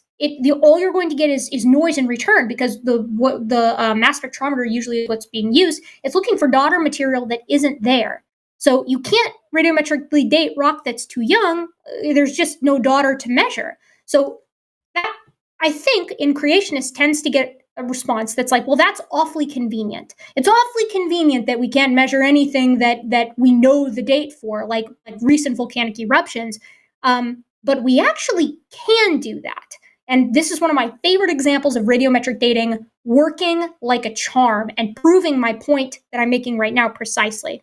So all of the examples that you've read, Denny, I challenge you to go and look at them and see when these volcanic eruptions happen. I guarantee you, I bet my hat that all of them are less than 1,000 years ago, because the range to start getting a little bit of daughter material that you can actually read for methods that are precise, like argon-argon dating, which relies on 2 isotopes of argon, is a couple thousand years. You need a few thousand years for enough of that parent to decay into daughter to actually get some kind of reading, which is why those couple 100-year-old volcanic eruptions never work. You're never going to get an accurate date for those. It's just too much parent material. So let's look at a volcanic eruption that we know happened, that we have a guaranteed date for, like Mount Vesuvius. Mount Vesuvius erupted a couple of, maybe, I think it's like 70-something AD.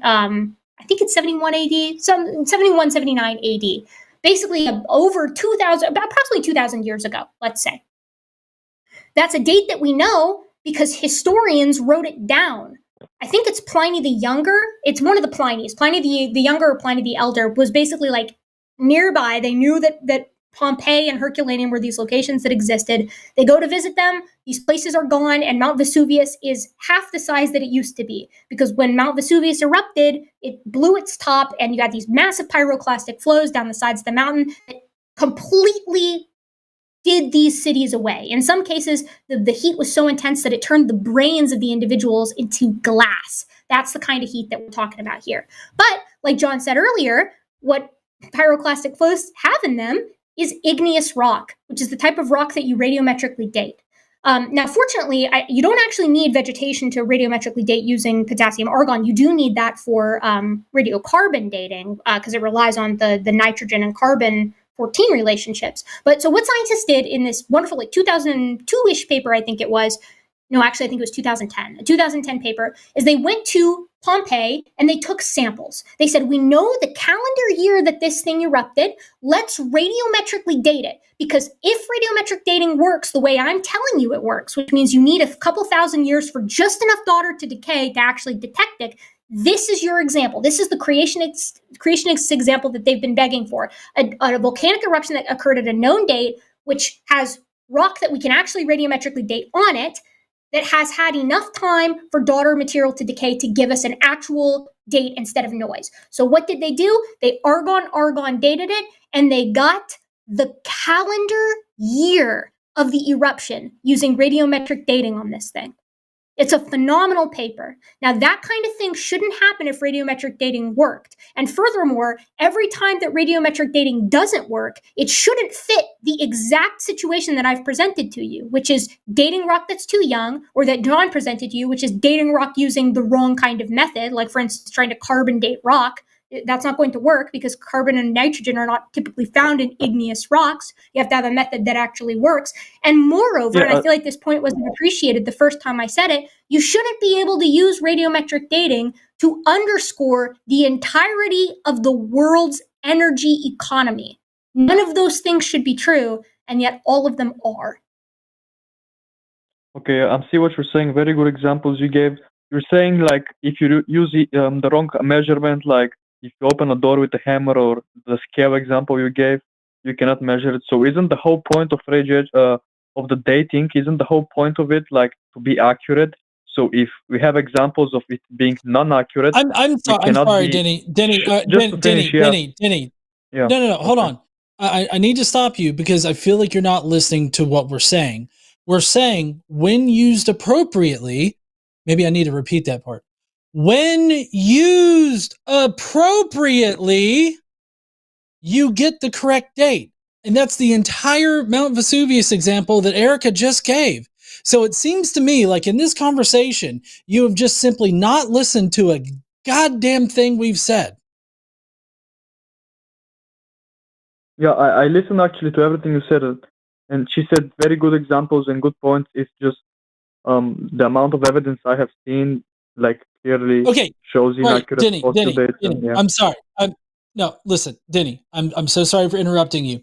You cannot sit there and say that you've actually absorbed this information, you've understood this information, or that you were listening when we gave you the responses that we gave you, and then you come back and you're like, yeah, but aren't these methods supposed to be accurate?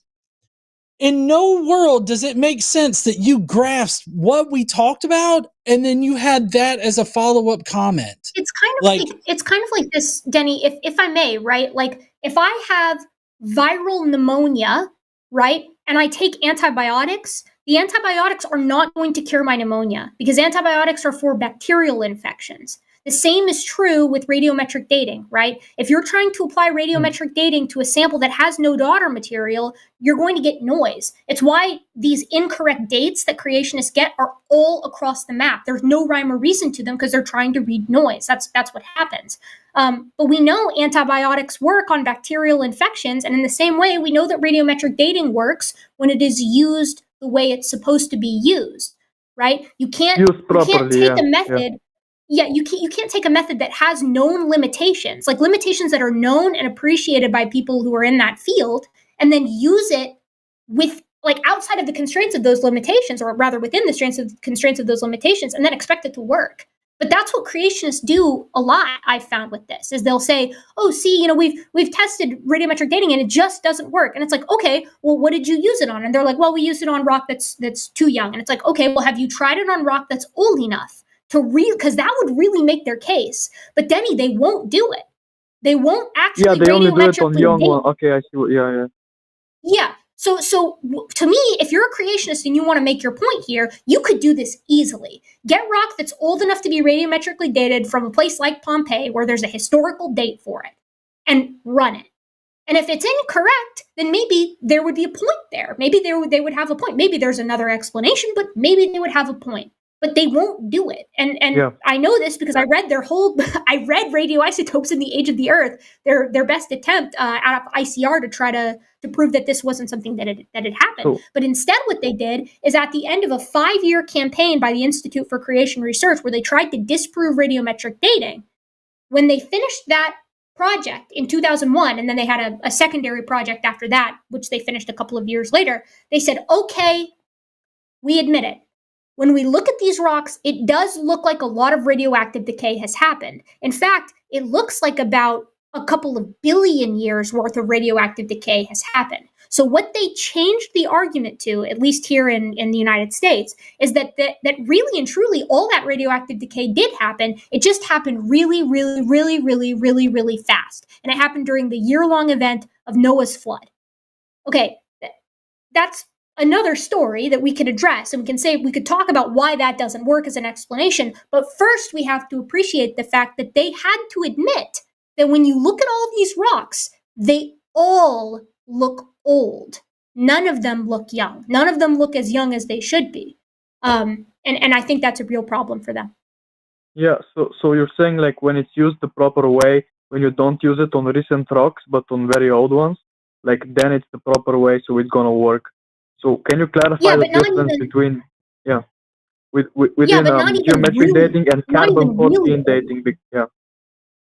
Yeah, it doesn't even have to be really old rock, though, Denny. It just has to be old enough. It doesn't have to be millions of years old. You just have to have something you have to have a sample where enough daughter has decayed.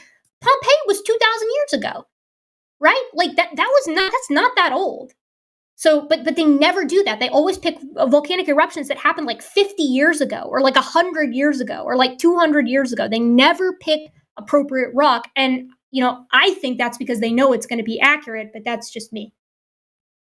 Yeah, and so to answer your question there, Denny, about the difference between carbon-14 dating and radiometric dating, carbon-14 dating is radiometric. Just to clarify the question, is carbon-14 dating used on millions of years old, or just like recently? What's the way it's being used? Carbon-14 dating is only used on stuff that's under 60,000 years. 50,000 or 60,000, yeah. Yeah, On 60, organic materials, I think. 60, yeah, 60, comma 000. Okay. So Right, why but it did they is use them on the radiometric dating. dinosaurs? Like they use them on carbon dating.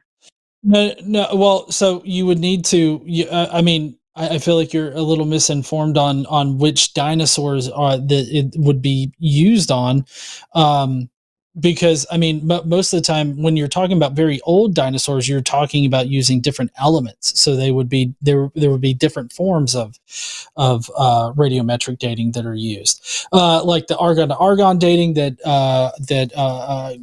Erika was mentioning. There's potassium argon dating. There's also lead. What is it called? It's lead something Uranium dating. lead.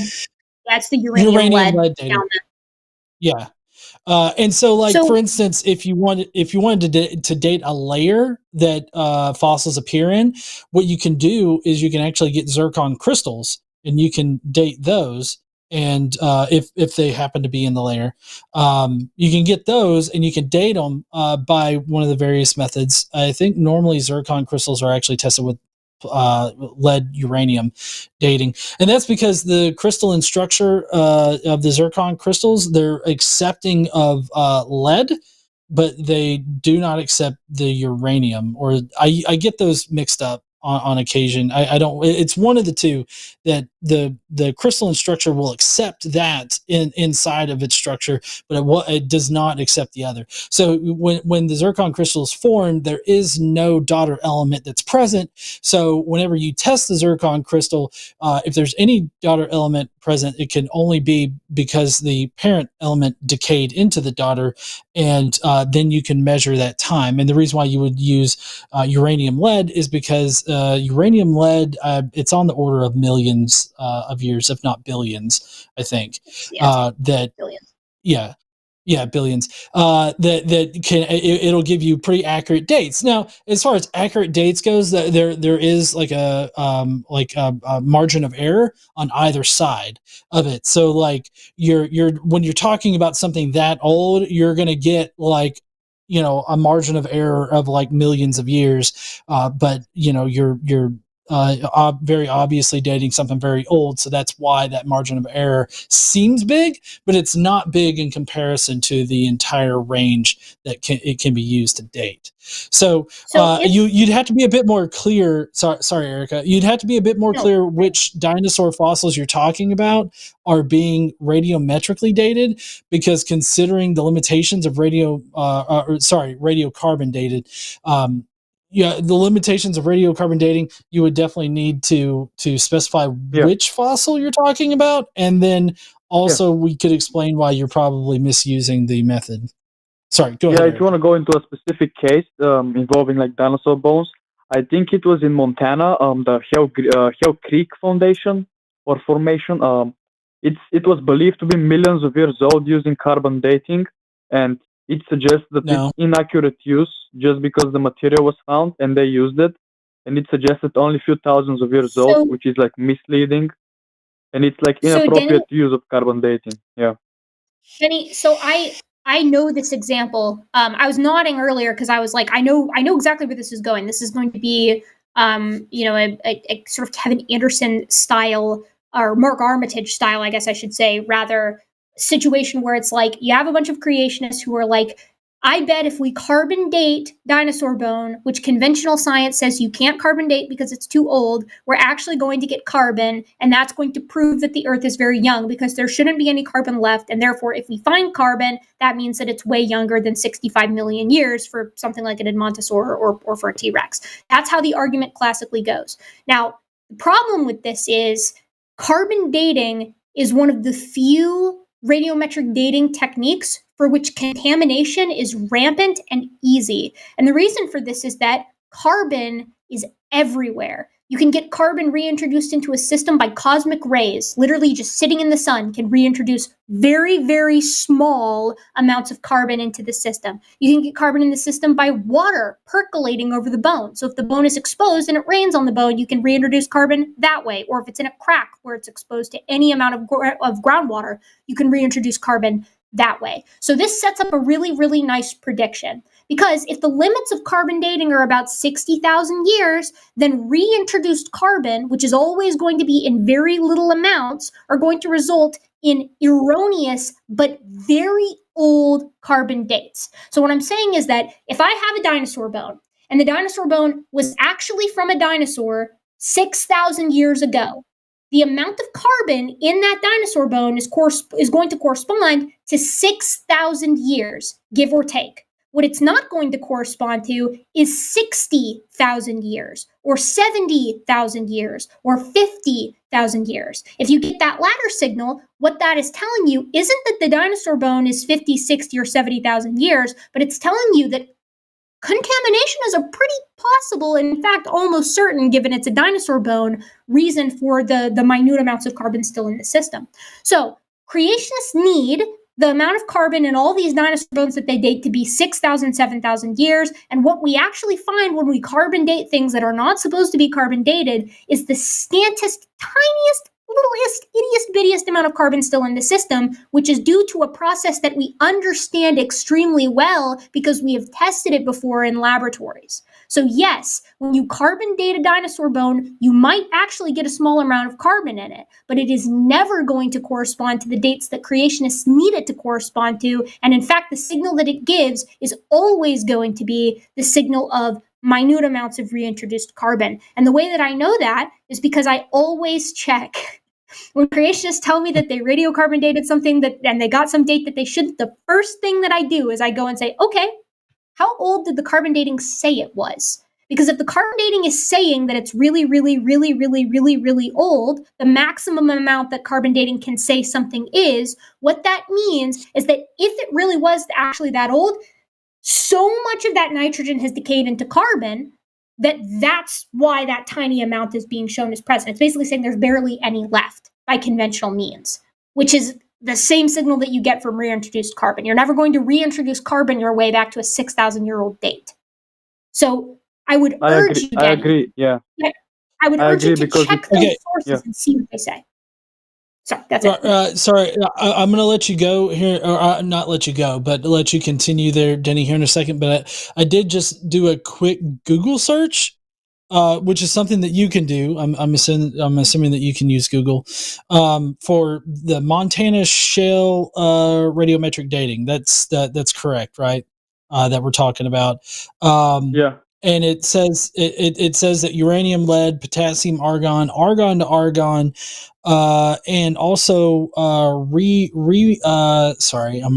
rhenium and osmium dating is used to date that formation, and none of those are radiocarbon dating.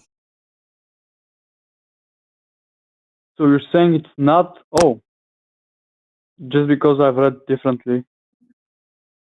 Right, from the Institute of Creation Research, or maybe Creation Museum.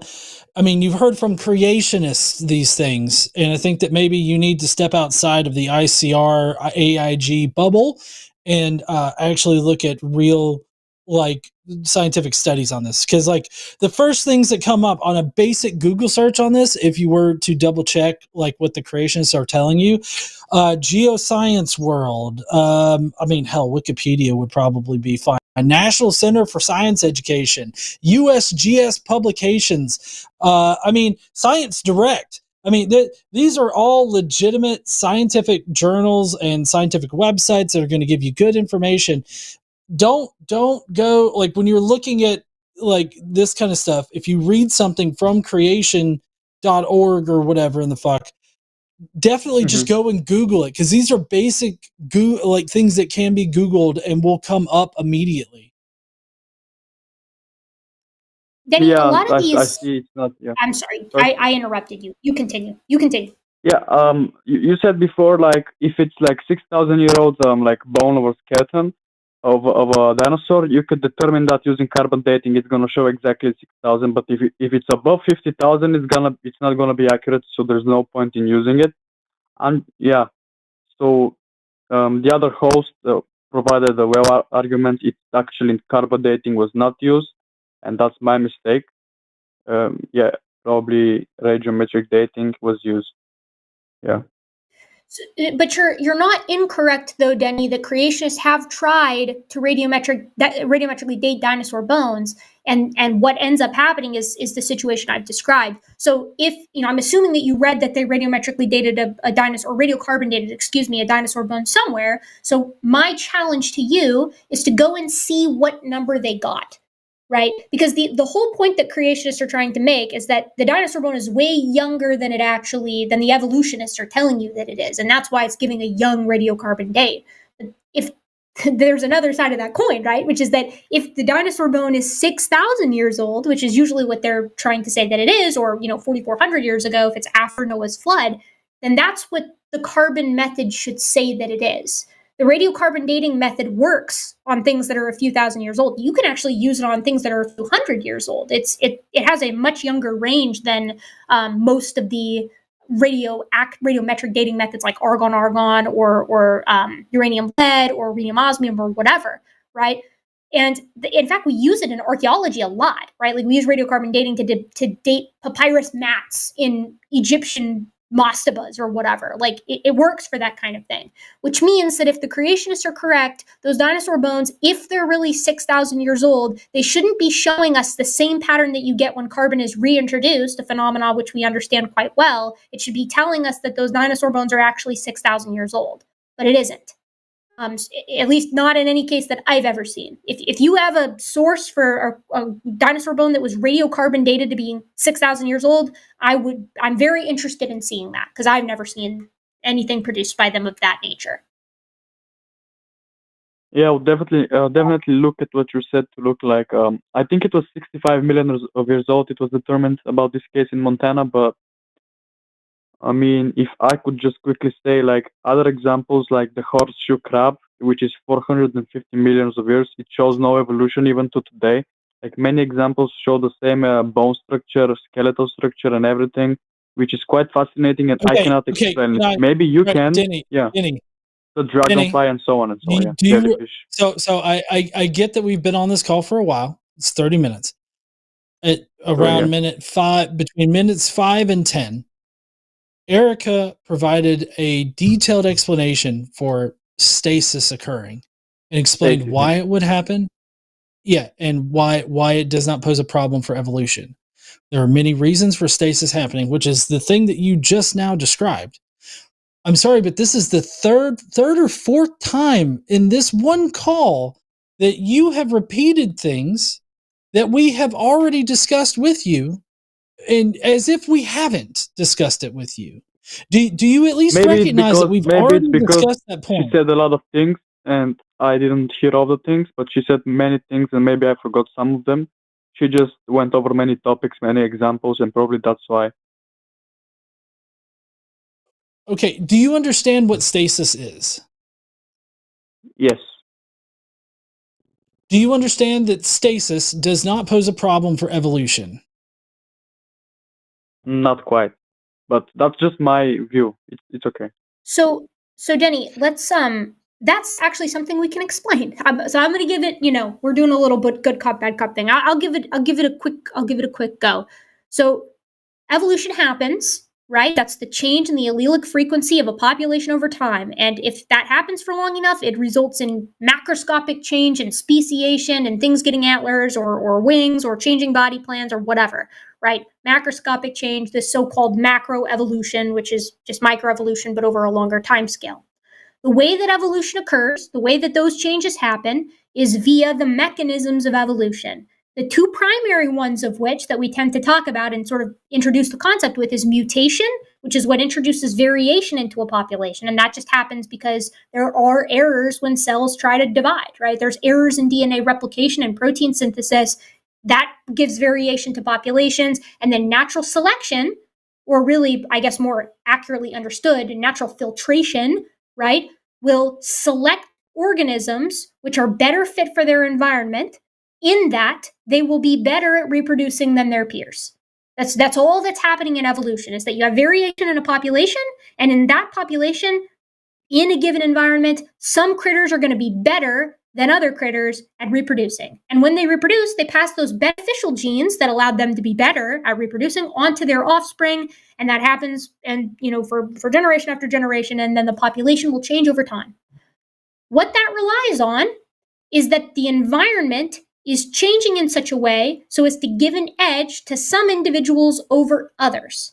But if the environment doesn't change very much, the population's not going to change very much either, right? Because if the environmental changes are the things that are driving that differential reproductive success, meaning some individuals are better than others, right? Let's say I have a population of foxes with medium length fur and it starts to get colder, and there's natural variation in my fox population so that some have slightly longer fur than others. Because it's getting colder, the foxes with longer fur are going to have an edge, right? They're going to stay warmer.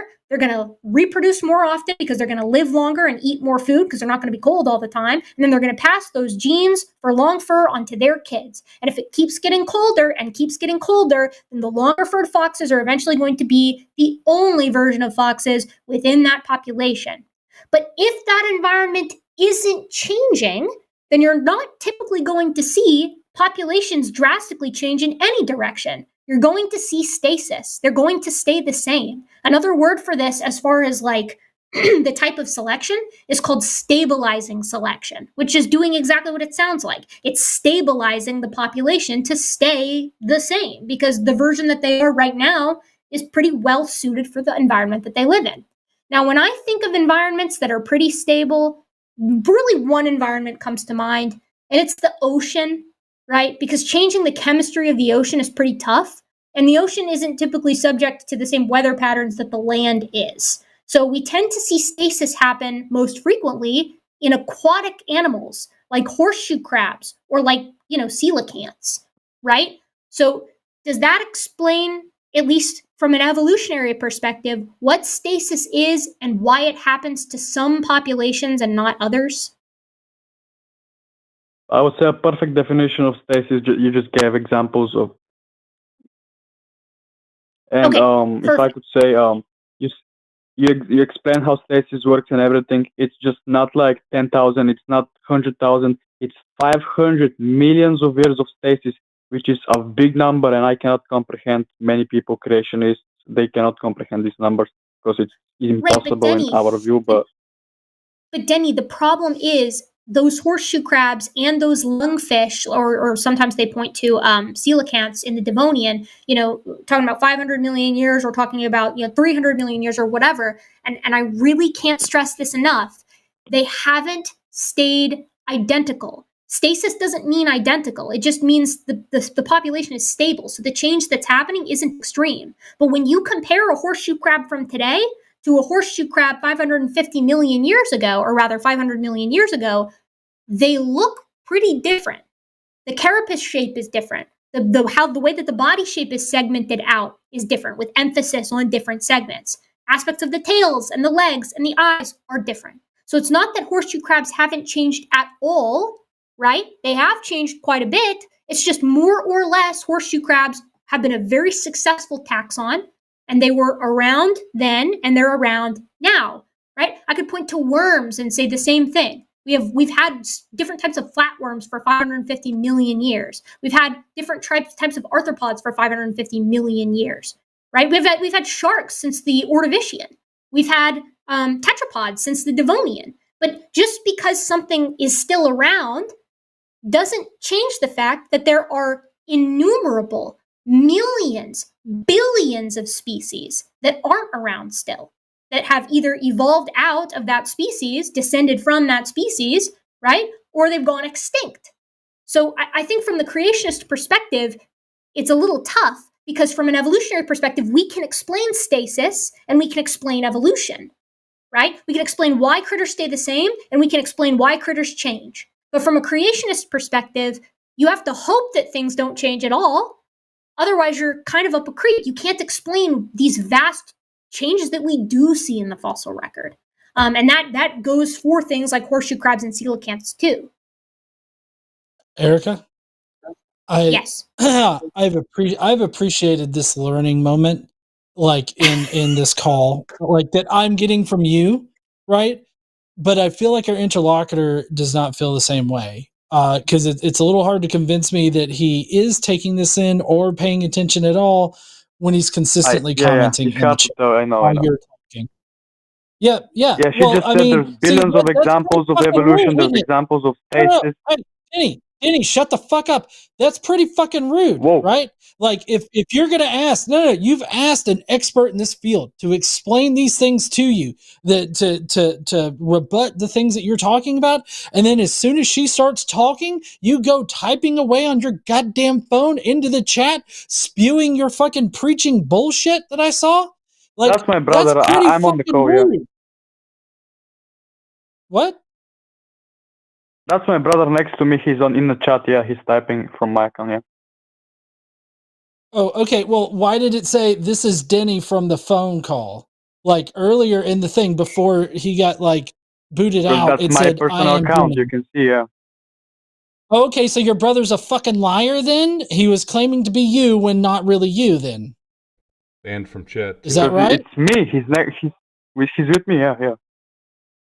Okay, so you're doubly not listening to Erika hand you your ass, and you're dictating what should I'm be actually taking typed notes in of Erika. chat? Oh, are you? But it doesn't. If you're taking notes, you're the shittiest note taker ever, because like we've had to reiterate things like 3 or 4 times in this one fucking phone call. So if you're Just taking because notes, you did, you're not that taking doesn't mean notes I asked. about this. Yeah. Okay, Denny, appreciate you calling in.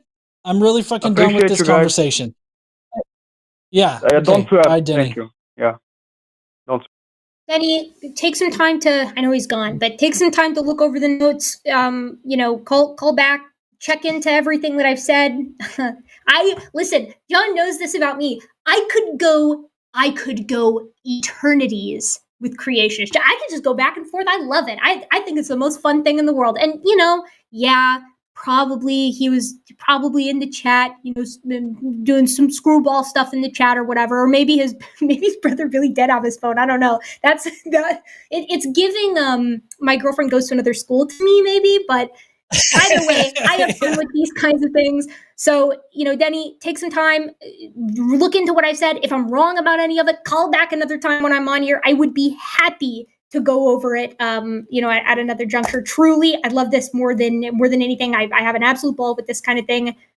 But maybe don't have your brother be typing in the chat next time, because it does look, to us, because we can't tell. We didn't know that your brother was with you, if that's really what happened. So it does kind of look like you're just kind of like yapping in the chat, and I'm bearing my soul to you, and you're not listening. So I hope you were being honest on that one, I guess, for my own sanity's sake. Well, yeah, I don't know. I was not convinced that he was like taking notes or really paying attention in the first place, considering the fact that like you would say, like you pointed out, Stephen Jay Gould, punctuated equilibrium, explained all of that. And then what does he do? Immediately turns around and says, well, Stephen Jay Gould proved this thing wrong.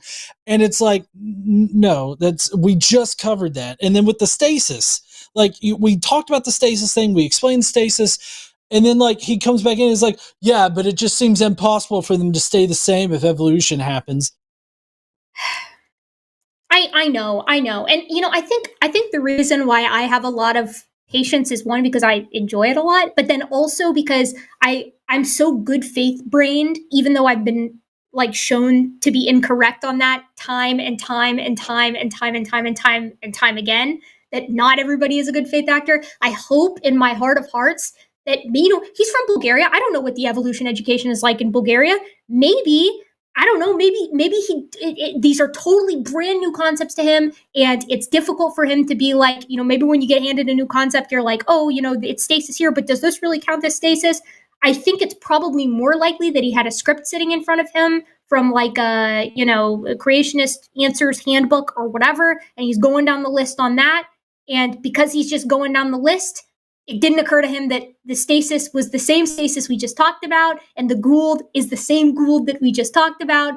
And because it's a script, that's what's being a bugaboo for him. I hope, beyond hopes, that he will re-listen to this conversation and be like, oh shit, I get it. Okay, these were the same things. And that will send him on an academic journey of a lifetime to discover that creationism can't hold any water whatsoever. And then in 5 years, he'll call back and he'll be like, I was that one guy who talked about this. And it gave me the courage to look into it further. And I need that hope right now, John. I'm grasping at straws over here at large. So that's. No, I understand.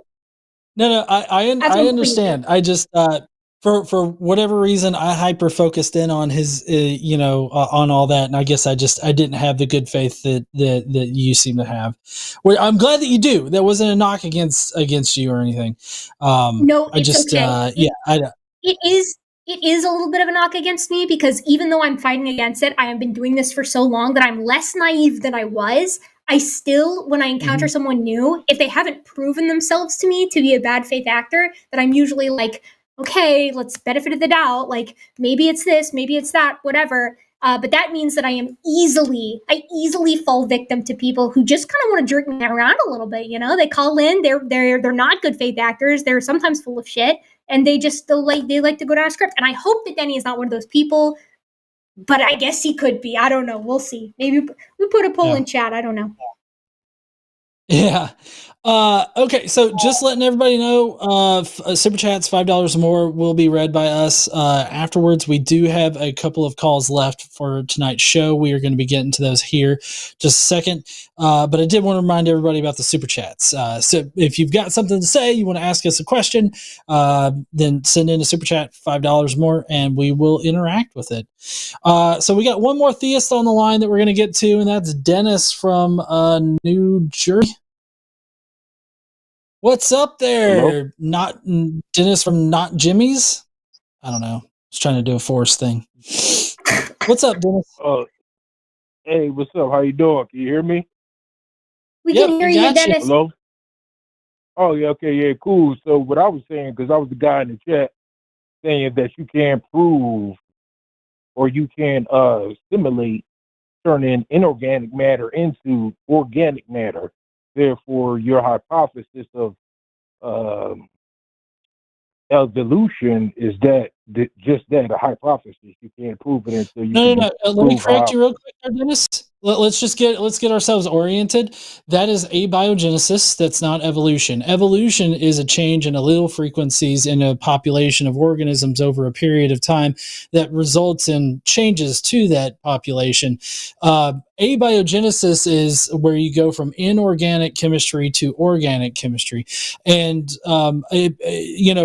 you could look at the Miller-Urey experiment and you can see how, organic materials can start to form under natural, I can't believe I'm blanking on the word that I want to use right now, under natural, processes. Natural situations, just from natural processes. Thank you, Erika.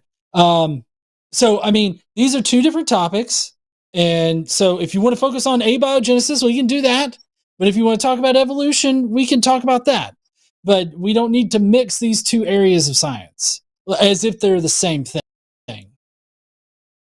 Well, they are kind of, so to speak, because no, they're not. But I mean, unless you're talking about the evolution, like chemical evolution. I mean, I guess you could be talking about that, but I feel like you're definitely equivocating the idea of biological evolution with this idea of chemical evolution.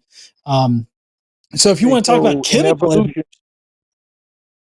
so in evolution, it states that the great ape, the chimpanzee, the gorilla, orangutan, and the human being, Homo sapien, have a common ancestor. Why haven't they found that common ancestor yet?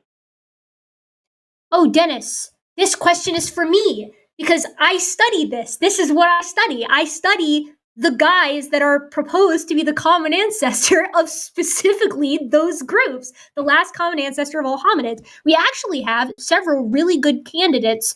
And the problem isn't that we don't have the fossils for anything that could be the common ancestor of all the apes. The problem is we don't know which one is the common ancestor because we have too many fossils. So potential common ancestors for all of the apes, including humans, chimpanzees, gorillas, and orangutans, and then there's also several common ancestors proposed, including apes generally, so that would include the gibbons, would be European Miocene apes called Hispanopithecus, Dryopithecus, Anoyopithecus. Some of the Asian specimens like Indopithecus or Shivapithecus are usually good candidates if you want to look specifically at the orangutan. Headed back over to Europe, you have Rudopithecus, Oreopithecus, you have Pierolopithecus. All of these guys are proposed to be potential common ancestors for these apes, and we have partial skeletons for virtually all of them. And the reason we propose them as common ancestors is because they have the characteristics that we later find in subsequent great apes, but the characteristics are more primitive. Does that help? Yeah, I mean, that's something new to me. So you're saying the common ancestor of the Homo sapien and the great apes actually comes from an area outside of the continent of Africa, is what you're saying now. Well, hold on. Apes, of the great apes, yes, but the last common ancestor specifically between humans and chimpanzees is probably something in Africa that is likely very similar to Ardipithecus ramidus, or something more primitive like Sahelanthropus chilensis. Right. Okay, we also need to make sure that we're wait. clear. Hold on, Dennis. We also need to make sure that we're clear that humans are part of the great ape family. So like there's no there's no difference between humans and great apes because we are great apes. Based on whose study? Sorry, say that one more time. Just say that one more time. I didn't hear you. Based on whose evaluation, whose study that we're apes? We're apes. Yeah, that we're apes currently. It was actually, I think it's Edwin Tyson in the 1700s, like literally before evolution was even thought up. Like before evolution was discovered, not only did Edwin Tyson propose humans are apes, but so did Carl Linnaeus, who was a creationist. And in fact, there's a very famous quote from him where he looks at a bunch of different skeletons of humans and other apes, and he says, I can think of no reason by which not to group man with apes or apes with man. And he basically goes on to say, unless I'm probably going to piss off all of the theologians by grouping them together, but there isn't a physical reason by which we shouldn't group them, right? All of the characteristics that make a great ape and not a monkey, humans also have those characteristics, right? We have a Y5 molar pattern. We have short, stiff lower backs. We have dexterous hands and feet. We have mobile shoulders. We grow up really, really slow. We have huge brains for our body size, like innumerable different small craniodental and postcranial features add to this, different muscle attachment sites and emphases, right? Like we even have all of the same regions of our brains. Like if you dissect great ape brains, which again, people have been doing since the 1700s, all of the regions are the same in a human versus a chimpanzee. We just have different emphasis on some regions as compared to them. You would think after 300 to 400 years that they would have more thorough data than just comparing bone structures, because you can say that all animals that have a skeleton have a similar bone structure. So no, that's not the only thing. Dennis, we have genetics. Yeah, we have all of genetics. Right. Humans and chimpanzees are 98.8% similar in our coding genes. Yeah, based on the DNA reading. So can I ask you this one question? Who is the common ancestor of the monkey and whatever else? What was before the monkey? Probably Egyptopithecus. I mean, we're unironically doing the Dr. Banjo skit from Futurama, but it is probably Egyptopithecus, which is considered to be the common ancestor between, I think currently it's seated as a Ligopithecid, but I'm not positive because it moves around between some of these groups. But it's Egyptopithecus. It's the common ancestor of all monkeys plus apes. Okay, so how did monkeys get in South America and Africa if they're separated by a huge ocean? Well, the ocean at the time period was 11 days apart, like by current. Go ahead, John. Right, yeah. Well, not only that, so they were closer together for one, and for two, we've observed like monkeys, apes, rafting. And so, like, what rafting is basically you get like a clump of land or a big chunk of land that floats across a body of water. And so, basically, you can have animals that hop rides. And the leading hypothesis right now is that because of the fact that South America and Africa were like, much closer together at one point in time in history, they were able to raft over there on these like land masses that drifted across the ocean, which was very, as Erika pointed out, it was a lot. They were a lot closer, so they didn't have to Well, this travel still as happens far. today. Like this Yes, happens You're now. talking Like about we see this Pangea. happen now. You're talking about Pangea, what was over 100 million years ago, no, right? no, no, no, no, No, no, no, no. I'm not not talking about Pangea. Pangea. Not This is after Pangea. Pangea. Pangea was when all the land masses were like connected. We're talking about a period of time after the landmass, that was South America and Africa The together. Oligocene. They split apart, huh? Yeah, So they started to it's during split. a time So period called the Oligocene, Dennis, and basically, like, you know how if you look at a map, like when you look at a map, South America looks like it fits together with Africa like puzzle pieces because they used to be a part of the same supercontinent, as you said, called Pangea. And since then, they've been splitting apart. And we measure this today, right? You can take GPS images from different points on continents today, and you can see them slowly, very slowly moving apart.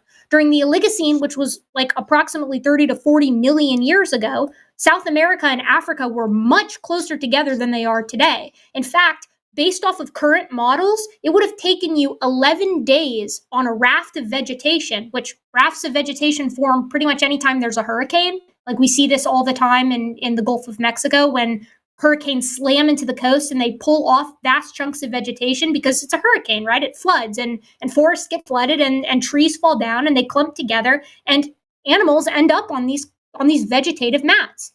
And when we model what the world looked like during the Oligocene 30 to 40 million years ago, it would have only taken a vegetation mat on the coast of Africa, on like Cote d'Ivoire. It would have taken it 11 days to get from there to the coast of Brazil.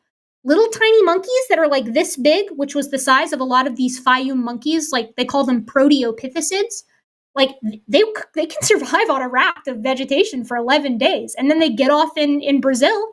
And coincidentally, that's around the time period that we find the very first fossil monkeys in Brazil. okay, I mean that's plausible, but it's not very likely that they would survive that voyage. No. They probably Erika didn't said a just ton of times. right, and Erika I mean, because said that we know the we know- rafting. Hold on, we know the rafting happens because we've seen it. Like we've witnessed it now. So I mean, regardless of the survival rate of any animal species on a raft, we've found remains of what is it? It's remains of old world monkeys in South America. And so like the only way, yeah. And so the only way for that to happen is they got transported here somehow. Rafting is a very viable option amongst other options, I guess. But I think that rafting is more than it's more than that's plausible, I guess. Like I feel like it's way more than just plausible in the way that you were trying to mention it. What Dennis says is right. Like, yeah, it would have been pretty hard to survive. Even if you were a little monkey and you were on a vegetation mat that's the size of this room that I'm in right now, which is, 15 by 15 feet, something like that. Like these vegetation mats are really big. At least when we see them today, they're really big. But even on a vegetation mat, a little monkey or a little group of monkeys, because they live in troops of several individuals, surviving that voyage would be really hard. But the thing is, they only have to survive it once. Only one group of monkeys has to survive and get all the way to Brazil. And we know from watching storms today that hurricanes hit multiple times a year the Gulf of Mexico and the Caribbean, and they pull like enormous mats of vegetation from those forests multiple times per year and multiple times per storm, which means there are hundreds, thousands, millions of opportunities for a vegetative mat that happens to have monkeys on it to survive the voyage, the 11-day voyage from the coast of Cote d'Ivoire to Brazil. It has to happen one time. And in fact, when we look at the fossils, it looks like it happened more than one time because we have different fossil monkey groups that have different connections to these Aegyptopithecus-like monkeys in the Fayum that are dated to the same time period. Okay, so this small group of monkeys, let's say it was one that did make it across the ocean. It should have imprints on its DNA of a lot of inbreeding, because you can't have but a small group of monkeys start replicating or start having children. Eventually, the DNA sequences between those monkeys would have a lot of mutations and genetic deficiencies because they'll be so closely related. So you're saying have scientists done studies on the DNA of these monkeys in South America to determine the diversity of their DNA sequences? Hold on, Dennis. Before Erika answers, because I do want to hear your answer on this, Erika. Dennis. Do you subscribe to the idea that Adam and Eve were the first two humans, and that all human population developed out of Adam and Eve? No. Oh, you don't? And the Bible doesn't say that. Okay, that threw me for a loop there. I'm not. Yeah, because from my understanding, there were people already here on the planet Earth when Adam and Eve was made by God, based on. I don't understand how you get that from the Bible, but okay, let's fast forward a little bit in the Bible. Do you think that the worldwide flood happened? I don't know about all of that stuff. This is like you're talking about doctrines that come from Judeo-Christian theologies and stuff like that, and there's millions of or thousands, hundreds of thousands of religions all over the world, and they all believe in a higher power, another entity. Okay, I get that. Sorry, Dennis. Normally, creationists, when they're challenging evolution, they come from specific fundamentalist versions of Christianity. So I just wanted to check that before Erika answered your question about the inbreeding, because if you subscribe to Adam and Eve, or even Noah and his family repopulating the earth through incest, then it seems like you're putting an undue burden on this explanation. Like, I feel like you need to reevaluate what you think there. But since you don't think that, good on you. And I will let Erika explain or respond to the inbreeding thing. Yeah, I actually love that, Dennis, because the vibe that I get from you is that you're skeptical of things that you should be skeptical on, right? And that includes, like, I welcome questions about evolution because, like, it's not taught very well in most high schools, and because of that, a lot of people are skeptical of it because they don't really get the background that they're entitled to, that their school should have taught them. And my school was one of those schools, actually, especially early on. Anyways, to answer your inbreeding question, so monkeys today, they don't typically live in families of like 5 individuals, right? The troop sizes of most monkey groups today are pretty big, right? Like, so they tend to be like 10, 12, 15 individuals, especially for old world monkeys, which Aegyptopithecus is thought to have been quite similar to this. So the monkey group that made it over, the one that survived, as you said, it would have had to have been a pretty decent sized group. I mean, you're not going to do it with 2 monkeys. You're going to do it with a larger group size. But the odds that 2 monkeys are going to get swamped into a vegetative mat are probably pretty low, because these guys are always around each other. At least when we look at monkeys today, they virtually always live in large groups. So you're probably not going to get any monkeys to Brazil, or you're going to get a ton of them to Brazil. Which that's thought to be the case for these proteopithecids, which means inbreeding would not have been nearly as intense of a problem. Especially because it looks like, on the basis of those fossils, it looks like there were multiple successful rafting ventures over there. Like, when we look at the similarities between the oldest fossil monkeys in Brazil and in Peru and Chile and stuff like that, there are similarities to these groups of monkeys that are living in the Fayum in Egypt during the Oligocene, right? Like, the similarities are to different groups, which suggests that multiple different species successfully managed to raft over from the Cote d'Ivoire, the coast of Africa, to Brazil, which means inbreeding would have been even less of a problem because you've also got like several closely related species living in the same area. Now, that being said, even if only 2 monkeys had made it over there, and even if their populations got pretty inbred, it is possible to re-up the genetic diversity in a population of organisms, even if they go through a bottleneck that causes a lot of inbreeding. Now, it's not easy, but if you had like, probably not with 2 individuals, but if you only have like 8 individuals or 10 individual monkeys, you could probably get a decent amount of genetic diversity if they could actually survive that long. But I'm with you. I don't think that that's a very viable hypothesis. I tend to agree with the paleontologist who proposed that on the basis of fossil evidence, there were multiple successful rafting trips, which gave some much needed genetic diversity to early populations in Brazil. Yeah, and what is the life expectancy of these small animals, these small monkeys? What, 8 years, Modern 10 years, monkeys, maybe? yeah, modern monkeys of the same size tend to live 20 or 30 years. Okay. Yeah, I guess it's plausible, but like I said, it's still a lot of unanswered questions. Also, like the convergent theory of the evolution. How is it that an animal like an octopus at the bottom of the ocean is practically the exact same eye as human beings here on the planet Earth, if we're so far from each other genetically?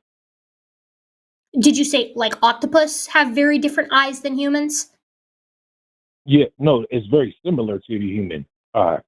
So they're very similar in the sense that they have like a lens, that they have a complex eye, but they're very different in the sense that their retina is not on backwards. So an interesting quirk of mammals is that because of the way we evolved from from water dwelling animals to land dwelling animals, our retina is actually like on backwards. Like we evolved a backwards retina. And what I mean when I say that is that because of the place where all of the nerves converge in our eye at the optic nerve, we actually have a blind spot. It's a weird quirk of terrestrial eyes. Mollusks like octopus don't have this. Because it's hypothesized it's because they never, they didn't ostensibly leave the water. They stayed in the water, and so their eyes didn't have to sort of restructure themselves. I'm not 100% sure that that's a viable hypothesis, but needless to say, their eyes are different than the kinds of eyes that humans and other mammals have. In fact, there are multiple different types of eyes. Eyes have evolved multiple times in multiple different species. Sometimes the retina is on the right way. Sometimes the retina is on the wrong way. Sometimes eyes are really complex. Sometimes they're barely pinhole cameras. Sometimes they're just a patch of photosensitive cells that can tell you whether it's light outside or whether it's dark outside, which seems kind of useless, except if you're a spider or a worm and you can tell the direction of light and shadow. That's actually pretty useful compared to being blind, because it means you can tell when the shadow of a predator drops on you and whether or not you need to move, right? Or whether it's you've moved under the shelter of a rock, or whether it's daytime or whether it's nighttime or whatever. And that's how you end up getting more complicated eyes, because there's just these tiny incremental benefits from having natural variation within a population. So, what I honestly think, Dennis, is I think you're really curious about this subject. And I really think that if you sat down and looked at the basics of like what evolution is and what it actually says, instead of sort of working backwards with like the more advanced hypotheses of like, oh, how do you get New World monkeys? How do you get platyrrhines? How do you get the advanced camera type eye that you see in mollusks versus what you see in tetrapods? I think if you started at the base and say, okay, like what is evolution? Like, what does it actually say? How do we know what we say we know? I think that you would probably be pretty convinced. Does that kind of make sense? What I'm getting at there? Well, my idea is basically that there's a lot of energy put into trying to debunk creationism, but no one's trying to debunk scientists or the theory, the hypothesis. I'm sorry. You're saying that the field that depends upon other scientists trying to disprove the work of other scientists so that we can get a better view of reality and come closer to the truth of reality, a field that's based on testing and retesting and having repeatability in our conclusions. Nobody at all is trying to disprove any of this. That's what you're saying? No, you get criticized by your peers, but I'm talking about creationists. They don't, follow up with the criticism of your studies. They just say, okay, I believe in creationism, and they don't have any way to attack the science back the Dennis, way that actually, scientists are actually, in attacking my creation. experience, what happens is they devote their life to debunking evolution, and then they eventually just come around to accepting evolution, right? Like the number of people who have gone to school to become an evolutionary biologist for the sole purpose of debunking evolution, who actually stay creationists, that number hovers real close to zero. Because it turns out, like, people who go to study this, it's really, really cool stuff. And the work that people have done to support evolutionary theory as an idea has been going on for almost 200 years, right? Darwin published On the Origin of Species in 1859, and there have been a lot of changes to the idea, to the details of the idea since then. It goes through the modern synthesis, which is, evolution and biology in generally was in turmoil in the early 20s because you had all these fields that didn't know how to connect to each other, right? Genetics was new. Paleontology was new. Ecology was new. All this lab work like cytology, where people were studying these itty bitty things, cells that make us all up, was new. And they didn't know how to combine everything into a single unified idea. But when they sat down and did it with the Columbia papers that came out, and you had the likes of like Theodosius Jobzanski and all those guys, Ernst Mayr, etc., what they found is that the unifying concept in all of biology, from genetics to cytology to ecology to paleontology, is evolutionary theory. That's the only concept that unites it all, under this idea that populations of organisms change over time in response to pressures in their environments. And that can be the physical environment, that can be social environment, it can be a bunch of different things. And the way that they change is thanks to natural variation that's introduced by mutation. And there are all sorts of different non-selective mechanisms that are also at play that came about in the later, 20th century. But this idea has perhaps, and I truly do mean this, has probably been put through the ringer more than any other idea in science ever, right? No other idea in science gets scrutinized the way evolution does because people get freaked out by it, right? The idea that all life can be traced to a common ancestor, that wigs people out. And it's obviously had a lot of pushback from religion here in the United States. But it's like no other idea has had the crap beat out of it by the culture that it's within and still come out on top as the best possible explanation for how we have modern biodiversity and where species actually come from. Right? Like, insofar as, I couldn't disagree more as far as this idea that evolution isn't challenged. No idea in biology has been challenged more than evolution, and it still stands tall as a predictive mechanism that underpins agriculture, medicine, and pretty much everything in biology. Yeah, and I was just going to ask this, playing off of what Erika just said. Well, how do you think life diversified on this earth? Like, how do you think humans developed? Like, what's your idea? Well, from my understanding, like you said, abiogenesis, turning inorganic matter into organic matter. That sounds like something that has to be done by intelligent design. Because if we can't do it now, they say that for several 100 million years, we had single cell organisms. Then eventually they started to multiply to complex organisms. But just that process. If it took a single cell organism to turn into a complex organism, if it took that long, then the idea of turning something completely inorganic into something organic, it just seems like that requires some sort of intelligent design. And I heard you guys talk about one of the other points earlier. So hold on. Yeah. So basically, on one hand, we have naturalistic explanation of abiogenesis, where we've been able to show most of the steps of abiogenesis that shows that organic materials can develop naturally without the need for anybody there. We've got that, or we've got Space Wizard, right? Like, we got Space Wizard that's needed in order to make that chemical reaction happen. So you're saying that there's a need for a magical wizard to turn inorganic things into organic things. So following along with this, so the magical wizard, he went, hold on, I got the perfect thing. So the magical wizard, he went abracadabra, and poof, just organic sludge, right in the water, organic sludge, abracadabra. And then what? You, is that No, like, that's and not then what I believe. evolution took off, or No, that's not what I believe. So you're talking about a creature in the physical state that we're in, in our dimension. If this is a species or intelligent design that comes from a different dimension, then it's okay? something that we can't Let me even see rephrase. or even Hold on, Dennis. comprehend. Let me rephrase this shit, okay?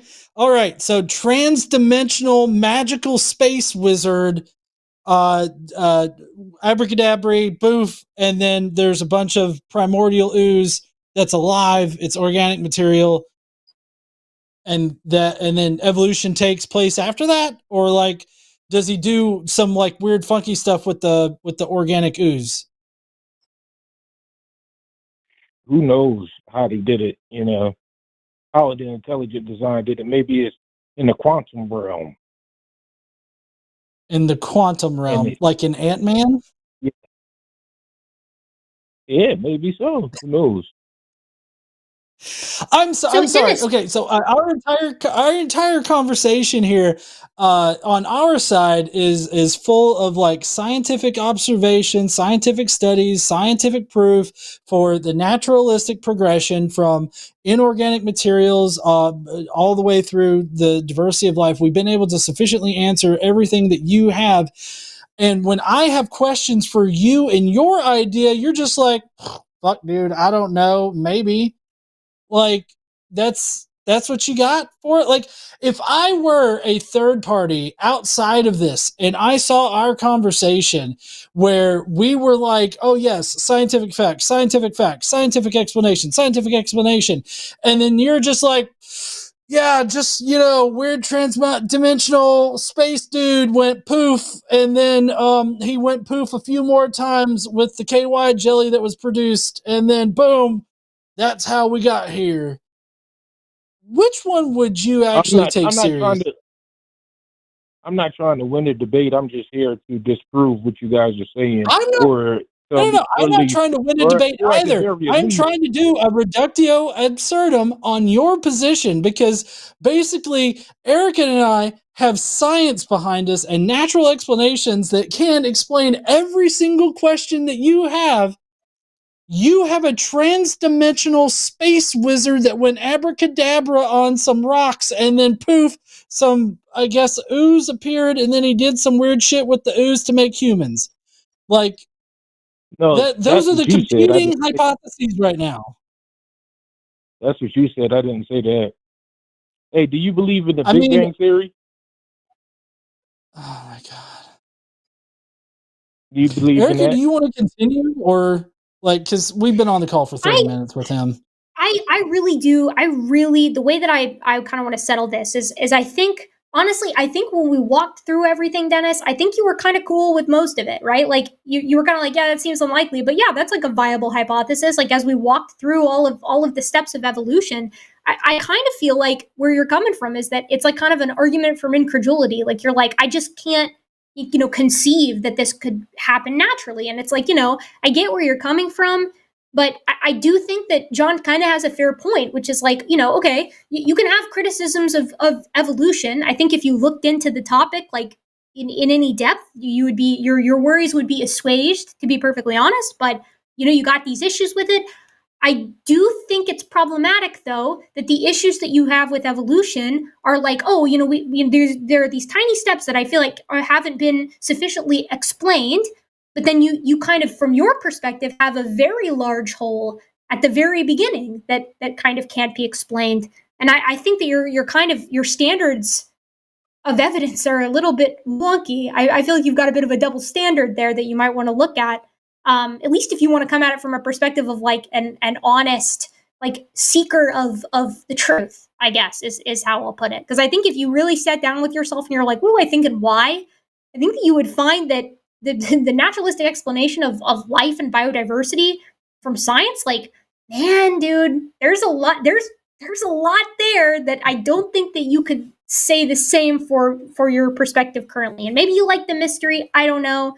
But for me, I think I am. I feel like we've really reached a limit on this call for me in particular. But I'm going to get some more water really quick, so it's up to you, John. No, All right, I do feel like I'm done. Okay. All right, yeah. cool. I appreciate you calling in there, Dennis. And I know you were talking shit in the chat earlier, so maybe you can reconfigure that kind of bullshit tone that you got. But anyways, you have a nice night there, Dennis. See you later. Why you cussing? I'm not angry. I'm smiling while I'm saying this. So, I just think it's funny. You talk so much shit in the chat, and then you get demolished in the call. And then, your ultimate explanation is Space Wizard did it. And I feel like, you should just maybe rethink your tone in the chat there when you start talking shit. And you should act like an adult and use proper language when you're talking to the public. Well, God damn it. I might as fuck well not. Because I'm not going to do that. Goodbye, Dennis. See you later. Hope you have a day you deserve and shit. All right.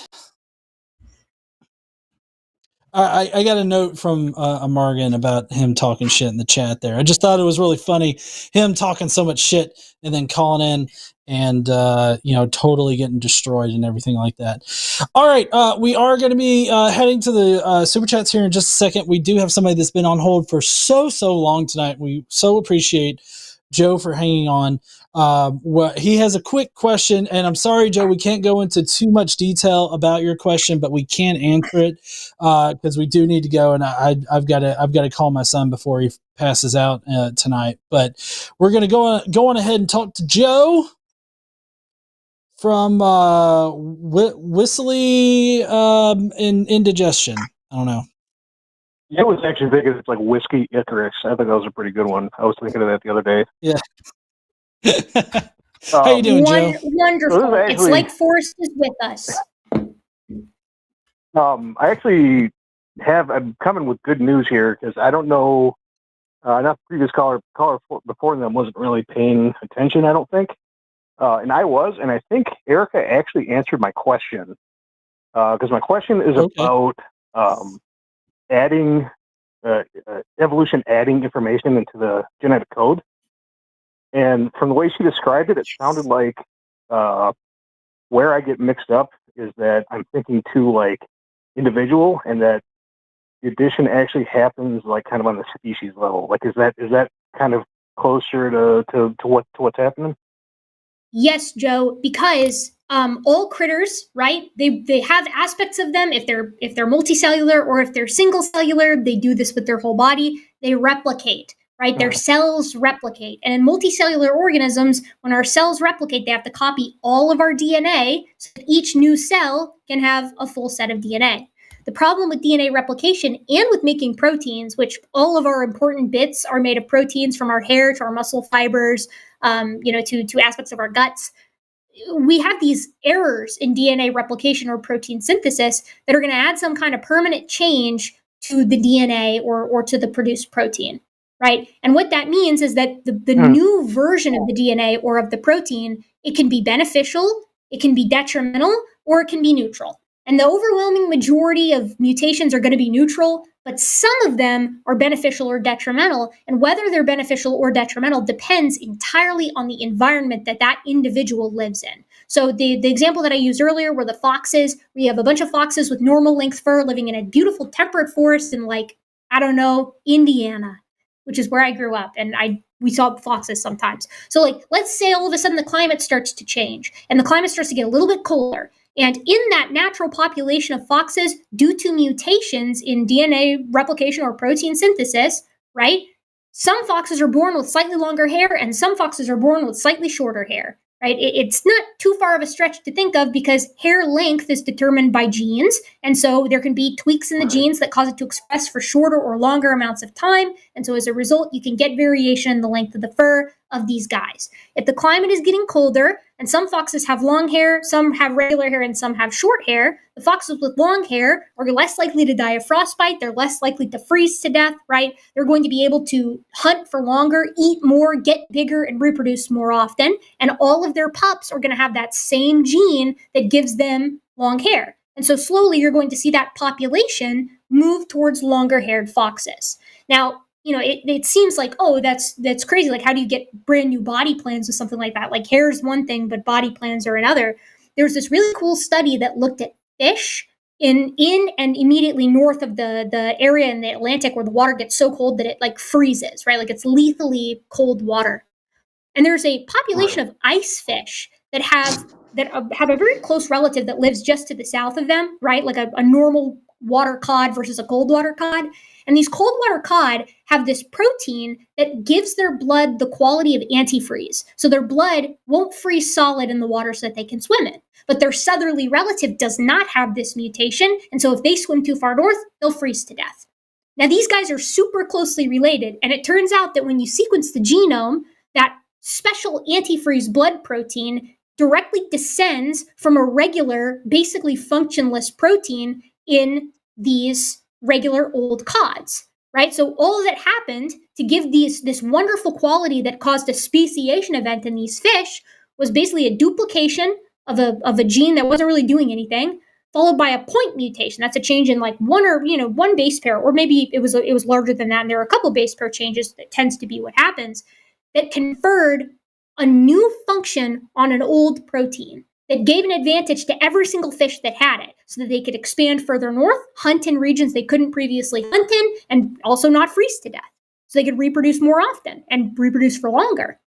And the way that this works sort of at like at a cellular level is if I have, a sentence that says the cat, right? Like that.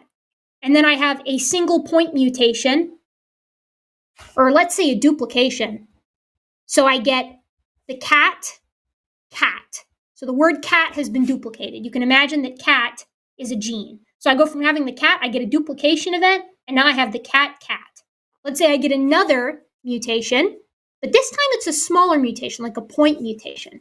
So I get the cat sat. That C on that second cat mutates to an S.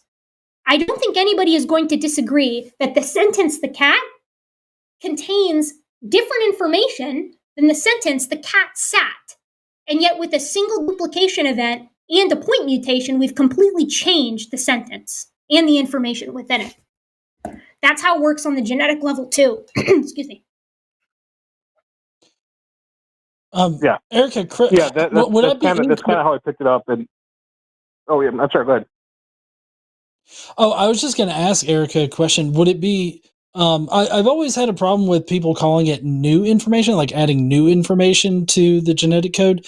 Would it be more accurate to say just different information as opposed to like new, or is new like an accurate way to describe it? I think the problem is less with new and more with information, right? Like we only call it information because it's information to us. It's a gene that codes for something. We could get into the language issues with calling it a code too, because like there are people who don't think that that's an appropriate way to refer to it.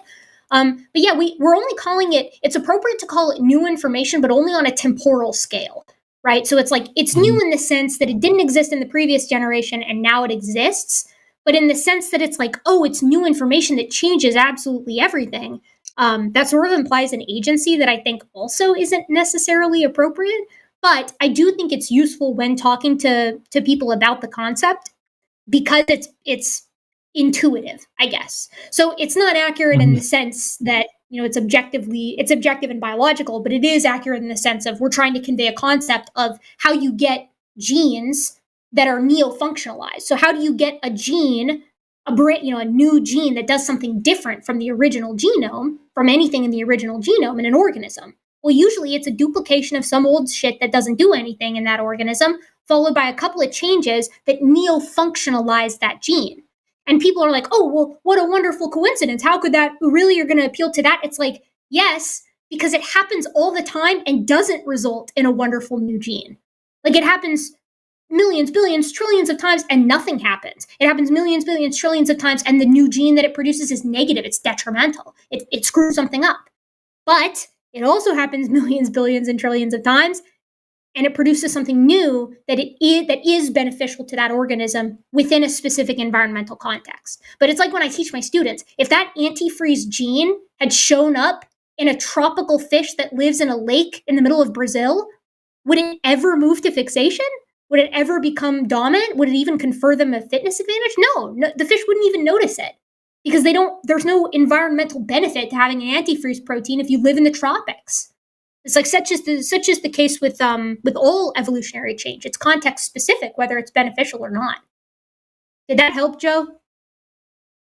Yeah, it did. That's exactly kind of how I was trying to conceptualize it. And then when Denny, I think his name was, when you were talking about like adding information, or I guess I can't remember specifically what you said, but when you're talking about information getting added, like, you know, you reproduce and that information gets added, well, information, quote unquote, gets added to like the rest of the species or whatever, that is how we can introduce more like genetic variation or whatever into that species. I don't know if I'm using the correct words. I'm pretty dumb, so I appreciate you taking the time to explain this to me.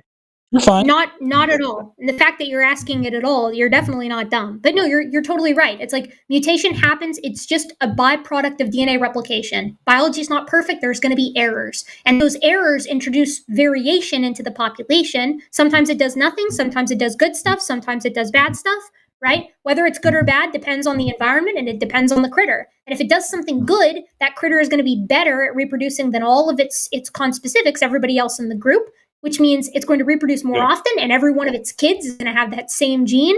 And so eventually, if you check back in on that population, all of the critters in that population are going to have that gene. Because as the generations move on, more and more individuals, proportionally speaking, have it than don't. And that's how you end up getting large-scale evolutionary change over time at the population level via changes at the individual level. Yeah, that all kind of makes sense. That like the way that So I think I'm a lot more clear on that. Cool. I'm so glad to hear that. And awesome. You know, too, that Dr. Banjo Futurama reference you made earlier just really tickled me. Futurama was like top 3 favorite cartoon shows for me, so I got a good laugh at that one. Wasn't that exactly what that was? I mean, we literally did like last exactly common ancestor humans and chimps, then all apes, then apes and monkeys. And it was just like this, yes, but I have you now, Professor. Who is the common ancestor, the missing link between Homo erectus and Homo habilis? Or it's like hours later and there's like a whole line of, oh God, that was good stuff. Yeah, I got a chuckle out of that one. Good job. Thank you. Awesome. Well, thank you for calling in and thank you for your wonderful question. Yeah, thank you. Bye. Yeah, thank you, Joe. See ya. Super chats. All right, well that's all. Yeah, let's do the super chats. I agree. I'm ready to get through. I'm so excited for all of these super chats that I know are going to be so reasonable, full of good jokes, none of which are puns, and I definitely won't be sorely disappointed by the amount of literal doo-doo like content within them. Like not as in it's doo-doo because it's bad, as in because it's actually about human feces. I'm so excited, and I know I'm not going to be disappointed. $5 Canadian from David Haxer. Hi, Erika. Last week's puns and poo jokes were terrible. I loved your obituary joke. Thank you, David Haxer. No one commented on my wonderful obituary joke, and I was very sad to see that. I thought it was a phenomenal joke. And there's no puns in it. So instead it's about the dour state of the United States. All right, 1999 from Jeremy, who says, hey, JG and Erika, good to see you both again. Just showing some love. I got my Skeptics Annotated Bible this week, so that's pretty cool. Also going for a promotion at work, so prayers, please. Love y'all. Fuck Dalton. Who? Fuck Dalton. Who's? Why is there a fuck Dalton? Did something happen? Good luck on your promotion. You have my thoughts and my prayers, just because you asked. £5. Here we go. Let's get it started. By the way, just in case you guys are wondering, you're like, wow, boy, it sure is coincidence that Erika always gets these garbage super chat pun jokes from people like you, Jessica. But I want you to know that this is not this. There is no natural selection going on here. This is the evil, intelligent design of a Margan who specifically makes me read these chats. £5 from Jessica. Why did Tigger stick his head in the toilet? To look for poo. Why does Piglet stink so bad? She always plays with poo. Erika loves poop puns. And you know what? I'm glad there's an S on there since you did sneak 2 of these absolute trash jokes into a single super chat. Thank you, Jessica. What a wonderful day. And what a wonderful super chat from someone who cares very deeply about my my stomach ulcers. Are you trying to dissuade people from making these puns? Is that what you're doing? There's by no way loving that them? I could possibly do it because they've convinced themselves of this harebrained conspiracy thanks to Forrest that actually I like the puns. So there are people out there who are like, oh, I'm going to send them because I know she hates them. And then there are some people who are like, oh, no, she secretly likes them. So I'll send them even harder. So this is a 0-win situation for me. And I have to read them because they're super chats. All right, $5 from Sheridan Bernasconi. My granddaughter's teacher asked her to count backwards from 100. Haley said 100, 59, 58. Her teacher asked her who taught her that. The microwave. That wasn't a pun joke, but I appreciate the dad jokiness of that. It was a bad joke, but it wasn't a pun, so they do get points for that. £5 from Mystic Minds Analysis Tavern. Me and my homies on our way to commit the sin of empathy. Science is stranger than myth. Yes. Hashtag Team Erika. Yes, I was also tickled by that, and tickled in a bad way, in an existentially dreadful way, where it's like, brother, when we're talking about the sin of empathy, the thing, literally, that was like Jesus's coolest thing, is that he was like, let's be nice to other people. Like, I really don't know that you can call your thing Christianity anymore. Like, like straight up, your thing is antithetical to the guy who your religion is named after. I think we might be talking about something else. And I'm, I don't know, maybe they're taking auditions for or suggestions for the name of their new religion. Send your suggestions in the comments in the chat. Yeah. Okay, 1111 from Caleb Janke with oh wow, that is a wonderful PFP. That cat looks stoned out of its mind. Erika, if White Claw started putting very conspicuous puns on their cans, would you keep drinking them? Unironic, I don't even have to read the rest. No, I would switch to Truly. I'd probably start drinking them. Both your channels are great. Also, Trans Lives Matter. Last part, true and wonderful. But yes, I would drop White Claws like a hot potato if they started putting puns on the cans. That's not. I don't support that kind of thing. I vote with my wallet, so I participate in economic blackouts. I don't support anti-LGBTQ companies, and I don't support pun companies. Mm-hmm. All of those are true. Same. Fuck Target. $5 from Dernwine. I was deployed in Kenya a couple years ago, and a male baboon come down to investigate us cautiously. We repaid the favor, but it was so funny. That is an awesome story. I commend you because I've spent a lot of time in Eastern Africa, and I'm terrified of baboons. I love watching them, but and I'm fine with them until the males come around, or a matrilineal group of females. But when the males come over the corner, you can always hear them before you see them because they're always making these like spooky barks. They're like they do like a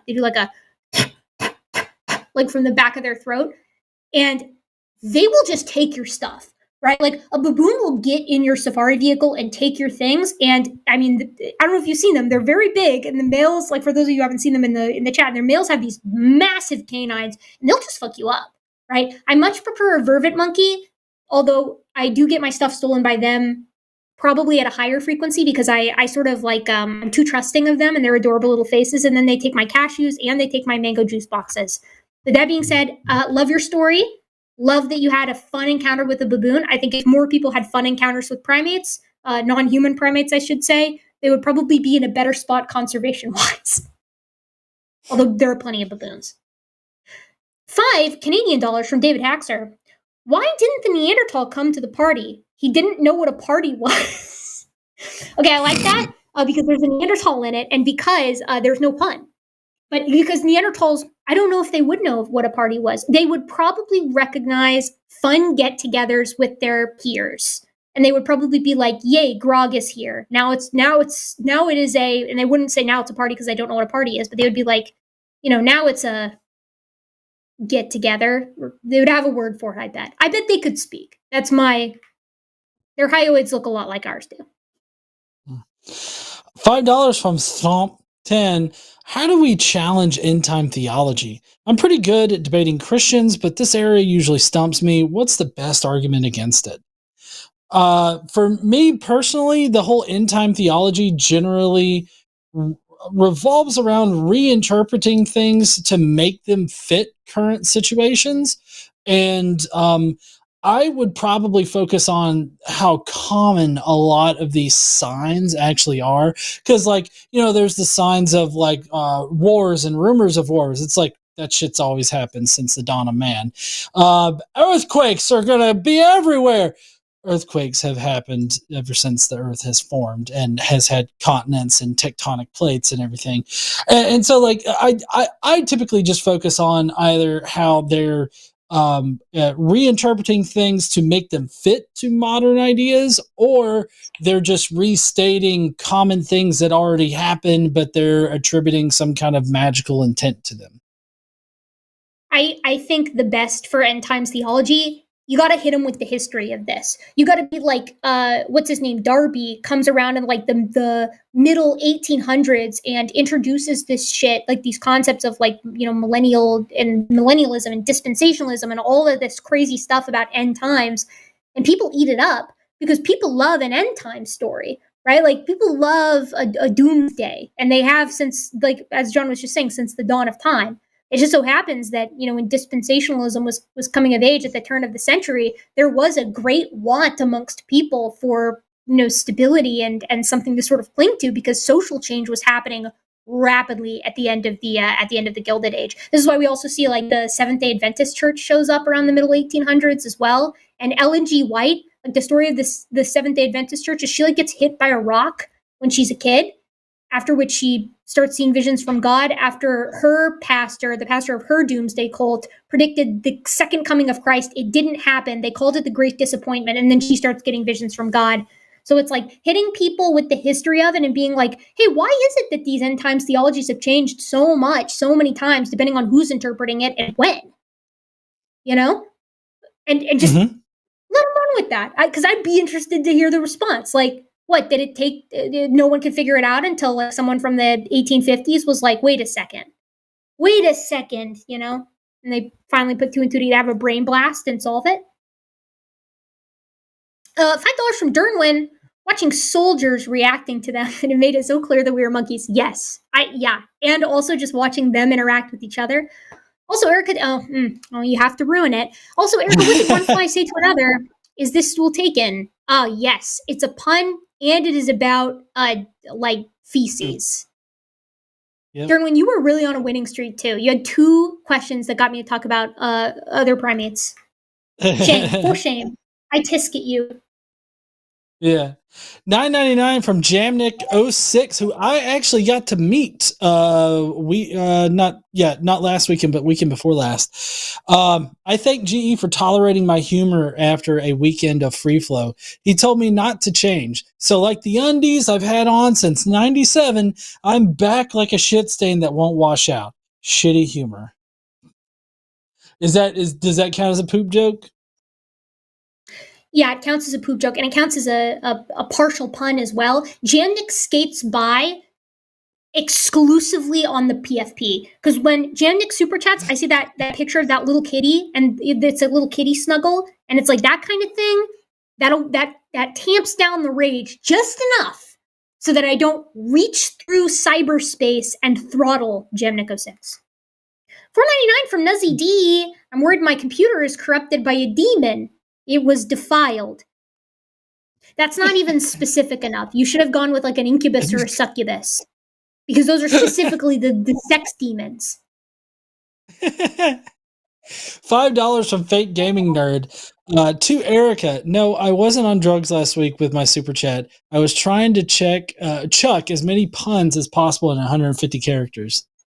You need to know, John, we got a super chat from Fake Gaming Nerd, in parentheses, Fake Gaming Nerd, me and Forrest did, and it was incomprehensible. It looked like someone trying to divine, like numerology. There was so much going on in this, I could not read it, and I was like, Fake Gaming Nerd is on drugs. Like, Fake Gaming Nerd hit the ayahuasca and then sent this super chat in. But it turns out it was just so many puns. I want people to realize that that's how bad puns are, that it is indistinguishable from drug-fueled ramblings. This is why it is the lowest form of comedy. $20 from Space Barbarian. Oh, I think this one's you. Oh, okay. $20 from Space Barbarian. Can I interest y'all in reality worship? We can claim religious exemptions from unscientific policies like office work because of sincere convictions. Also, reality deserves at least as much regard as theistic beliefs. Yeah, I wish that I could become some kind of religion that would mandate me teleworking for the rest of my life. Like, I'm sorry, my dudism has me chilling at home. And I abide by everybody else going in, but I thus cannot. Maybe you could get like a medical exemption where it's like my doctor prescribed me a cold beer and sitting on the couch, so unfortunately I cannot come in. Ray Gatto, this is a very similar situation in several regards. One, cat PFP, it's a very cute little tuxedo kitty. Do love that. But also, someone made a joke that was extremely similar to this. It may have even been you, Ray Gatto, and you just don't remember it. Have you seen the new movie Constipated? It has not come out yet. This is the problem with the shit jokes, too. There's only so much ammo. There's only so many ways that you can tell a joke about shitting or sharding or pooping your pants or doo-doo or any sort of iteration of that before it's like, oh, I heard this one before. It made me just as mad this time as it did last time, too. I think you just got to reload with some Taco Bell. Yeah, because I get it, John, because it makes you poop your pants. Wonderful. Thank you for that. This is your super chat, by the way. Yeah. $10 from Letty. I love when people call in to recite a script and not have a conversation. I'm getting a sense of deja vu. Yeah, I can always tell when they're doing it, too. I can't. Erika, you're gonna clearly you'll do you'll do another show with me, right? Even though I did the poop joke. I know last time we hosted. Luckily for you, Forrest sort of reestablished where the bar is as far as like being too much, because I still did a show with him and he's belting out puns and other jokes at a rate that is like it should be studied. I think that he has memorized a pun book or a dad joke book, and that's how he fires them off. So you're off the hook for now, but you did just remind me that I said that, so don't let it happen again. $4.99 from Homespun Covers. I joined a singles website for older folks called Carbon Dating. This is not a pun, so you do get by on that, but this does suck a lot. So I still find myself feeling angry. Let's put it that way. $5 from President Starscream. Speaking of bees earlier, wild bees are dying off at an alarming rate. Without bees, all of our bananas will turn into pineapples. Multilingual joke. I know this one, but not well enough to be able to explain it. It's like the word for banana and the word for pineapple it has a bunch of A's and N's in it, and so they sound really similar, I think. Mm-hmm. Oh no, it's because one of them has a B in it. And if you move the B, okay, I get it. I figured it out. Thank you, President Starscream. $10 from One-Eyed Heathen. Here we go. Here's a joke Erika will hate. Yeah, I already know. Here's the thing. My wonderful simian pattern recognizing brain, I know the structure of these shitty jokes. So when they pop up on the screen, I know if I'm about to be inundated or not. Two penguins were taking a bath. One said, "Pass me the soap." The other says, "What do you think I am? A radio?" At least it's not a pun. That's all you get. That's all you get. $5 from Joshua. Erika, how would one create a human-chimp hybrid? Explicit instructions would be appreciated. First of all, that PFP is actually the worst PFP that I think I've ever seen anywhere on YouTube. It's Forrest is the upper half of the head and Jimmy is the lower half of the head. That is an amalgamation that I hope I never have to see again. So wonderful for that, Joshua. The way that you would want to do this is you would want to find willing donors for an in vitro style situation of an egg and a sperm. Probably, I actually don't know who would need to be who. I'm not sure if that's been done yet. You probably want to get both. Stick those bad boys stick the egg into a petri dish, load the sperm up into a needle that's capable of penetrating the zona pellucida of the egg, and you would want to inseminate it that way because the egg gate checks the sperm. So if a sperm tries to inseminate an egg that is not of the same species or not of a species that we recognize that's allows for hybridization, there's a lot of rigmarole there, but we'll just leave it at that. Then it's going to boot the sperm and insemination won't happen. So if you were the type of freak to try to make a human Z, you would need to bypass that with some kind of artificial equipment, and it would need to be in vitro. Do not do that. Do not do that. That would be the worst thing that you could do. You would create something that should not exist ever. So please don't do that. Yeah, we don't need Better Man 2. Like the first one was fine. We don't need Better Man 2. I didn't see it. Was it good? I don't know. It's a biopic about Robbie Williams, but he plays. Yeah, I know he's like a chimp in it. Yeah, I don't know. I was trying to make a joke. I don't think it worked. Oh. $10 from Letty. I ain't no scientician, but I don't remember being no monkey. Dennis probably. He did come off being like, I don't remember my grandpappy being no monkey, so like why monkeys exist if human exists? Sometimes people come in here and they want to hit me. They don't know who they're on the call with. And they hit you with who was the common ancestor between literally any group of primate? They're not ready for the amount of pithecus that are about to come out of my mouth. They're never ready for it because nobody talks it. Evolutionary education is so abysmal in the States that nobody knows that these missing links, quote unquote, there are actually a great many of them and too many to actually pick the best candidate. Yeah, I was actually going to be a little pedantic on the monkey thing because he's just like, what's the common ancestor with monkeys? I'm like, what monkey? Like, that's a very generalized label that you're giving an animal there, and like, I don't know what you're talking about. But anyways, I think this one's yours. I know what you mean because it's like, I know sometimes I have to pick my battles. I find myself picking my battles a lot where I'm like, we're not even going to get into this. $5 from Pipplepunk, half dog, half canine. This is in a Dr. Banjo voice. I cannot speak for you, sir, but my ancestors were not monkeys. They were orangutans. Hardworking, patriotic orangutans. Which I think I nailed that Dr. Banjo piece.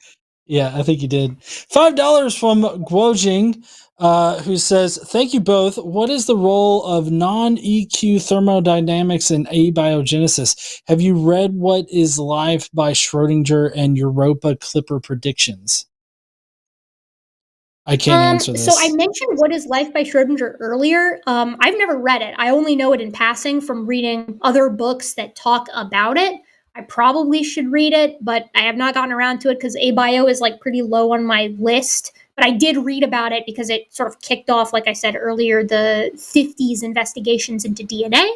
The role of non-equilibrium thermodynamics in abiogenesis, my best guess as for like what you're talking about here is like the role of thermodynamics and the increase or decrease of entropy with relation to life, because the presumption is that going to life from non-life would be an increase in entropy, which would violate one of the laws of thermodynamics. That tends to be a problem that was at least proposed at one point.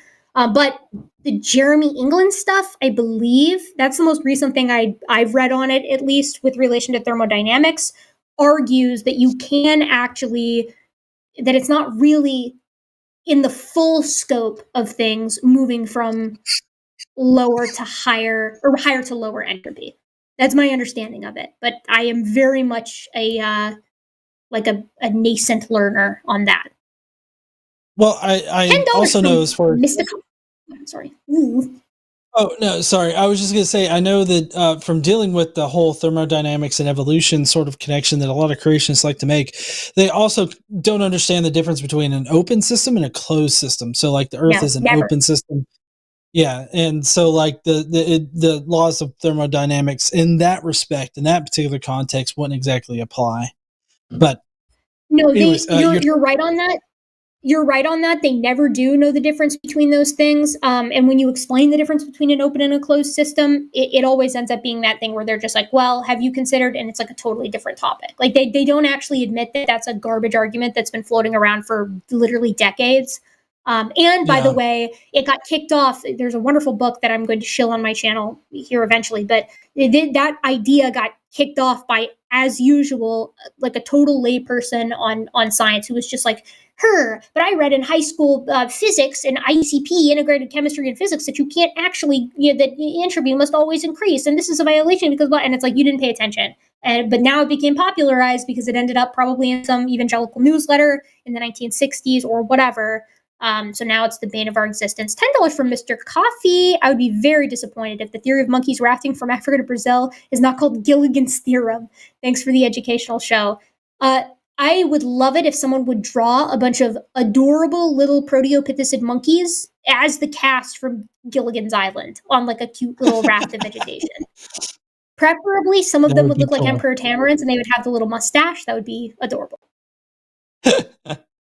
$4.99 from Amish Bob, who says, I was really missing out when I was a theist/creationist. The reality of evolution is so much more interesting than the creation myth in Genesis. Man, I mean, I agree. More. Yeah, because so I think cool, that, dude. yeah, I think the natural explanation is far cooler as far as like it, because it's just natural processes that are working, and like that's cool in and of itself. Although I do have to think about how a magical wizard going poof and like just creating shit. I mean, while quote unquote cool, I guess. I mean that seems incredibly boring. Like that's just like poof. And like that's not as fantastic as the actual situation, like as reality. I mean, how can you even compare it to a 5.5 at least, or sorry, 5.5, 4.5, 4.1 at least billion year odyssey from single cellular life on Earth to having this conversation and the menagerie of life and incredible countless number of stories that exist. They're really like charting a hero's journey again, like in the annals of time between that. To me, it does not get any cooler than like the reality of the science, right? Like how do we end up having this conversation from something so far, so long ago, and this cast of characters that inhabits the interim? It never ceases to amaze me. I still go down rabbit holes where I'll just be like, I'll be like Googling, going through Wikipedia, and I'm like, what was the first like arachnid? Like, how do we tell the difference between arachnids and other types of arthropods? And it is that it's these little stupid deep dives that you find out horseshoe crabs aren't even crabs, everybody. They're arachnids. They're not crustaceans. They're more closely related to spiders. That's so cool. Like, it's just the little things. I don't know. Yeah, you will never run out of cool things to learn and ways to be amazed about the world around you if you get involved in science. That's for sure the truth. £5 from Pretty Shine. As much as I love Erika's reactions to the poo puns, you enjoy seeing me angry. Wonderful. I am in agreement with her about the awfulness of them. Thanks for the show, skeptics. Vindication. I was going to yell it like they did in Brooklyn Nine-Nine, but I don't want to blow everybody's ears out. So I'll just say vindication. Everybody knows I'm right on this. I think we've already read that one. The Amish Bob one. Next, $5 from Jason Jones. The mighty space wizard pried open the legs of being and thrust himself into our realm. Once upon the rocks he oozed, and lo, the man-ape was born. I mean, I'd read that book. I'm just saying. I do like that. I do like that we're still the man ape in this. I really enjoy that. It's watching a march of progress out of the emission. I'll put it that way. $5 from Steve Areno. Hi, Erika. No pun, but I will say you're my favorite paleo expert. And hey, JG, for those of you who are not hip to the lore of my channel, which that's probably good. You probably are using your time wisely. Paleo expert is actually a huge anger triggering word for me because it's just not that much shorter than paleoanthropologist. And I can't believe that in a text that is aiming to debunk all of paleoanthropology, the authors of the book, who were creationists, were like, that shit's too long to say. We don't want to type that out every single time. We're going to go with the paleo experts, which, I guess acts as sort of a microcosm of creationism with regard to the study of human evolution as a whole. They don't want to look into it because it's just too long. It's just too much reading. All right. Next is $9.99 from Life is Literary. I'm prepared to be mocked, but evolution, being a process of changes to adapt to an environment, can sound like agency of some kind, like choices are being made. Advice on getting out of this framing. So Life is Literary, what you just said there is not at all a reason to be mocked, because this is something that Darwin noted himself. And in letters to his colleagues after the publication of Origin, he was like, I shouldn't have called it natural selection. Because he argued that, just as you said in this chat, it basically applied agency to something that had no agency. The way that I think helps for thinking about this is, don't think about it as natural selection. Think about it as natural filtration. The species that are best fit for their environments filter those genes on to the next generation, rather than the environment itself actively selecting them. Even though we call it selection, I think that's just a product of, like, we think anthropomorphically. So I hope that helps. $5 from Julia Ann for Erika, pun free. I thought arguing with creationists would evolve into smarter discourse. Turns out some conversations are stuck in the Miocene. That's generous. I would place these things more in the Eocene, personally. We're looking at some very squirrel-like arguments. $5 from Marcia Brew. A relative of mine died from an accidental stomach problem. She had the Australopithecus shits. No, I will not forgive you. You will forever be marred in my eyes, broken as man is before the Lord, Marcia, because not only is Australopithecus shits one of the worst attempts that I've seen all day, but I read the first half of this and I was about to be like, a heartfelt super chat. This is so sweet. People sending a super chat to give their, to sort of, bare their soul, their heart and soul a little bit. And then you hit me with this absolute abomination. Leave my sight. Be gone from me. I never knew you, Marcia. $10 from L. Jizen, who says, so I guess it could be said that Erika likes to punish punsters. Erika and John, a very dynamic duo. Thank you, El Jason. I do like to punish punsters. $5 from Ned Silver. Hey, Erika, what's a kidnapper's favorite pair of shoes? White Vans. I get it, because they drive white vans when they're abducting children. Hope you're happy. Yeah. Making a mockery of a very serious topic, Ned. $5 from Mr. Barika 10, Barika 10. Unfortunately, I can't vote with my wallet where I live. It's slim pickings here. There's no choice except for big box and other trash store groups. Well, I mean, I think that, voting with your wallet as much as possible, as much as you reasonably can, is probably the goal. And it's not always the most ideal situation. Like sometimes, those companies put themselves in the position of being the only, place in town or something like that, or the only place to get something. So, I mean, that's not your fault. No, man, do what you can with what you can. Absolutely.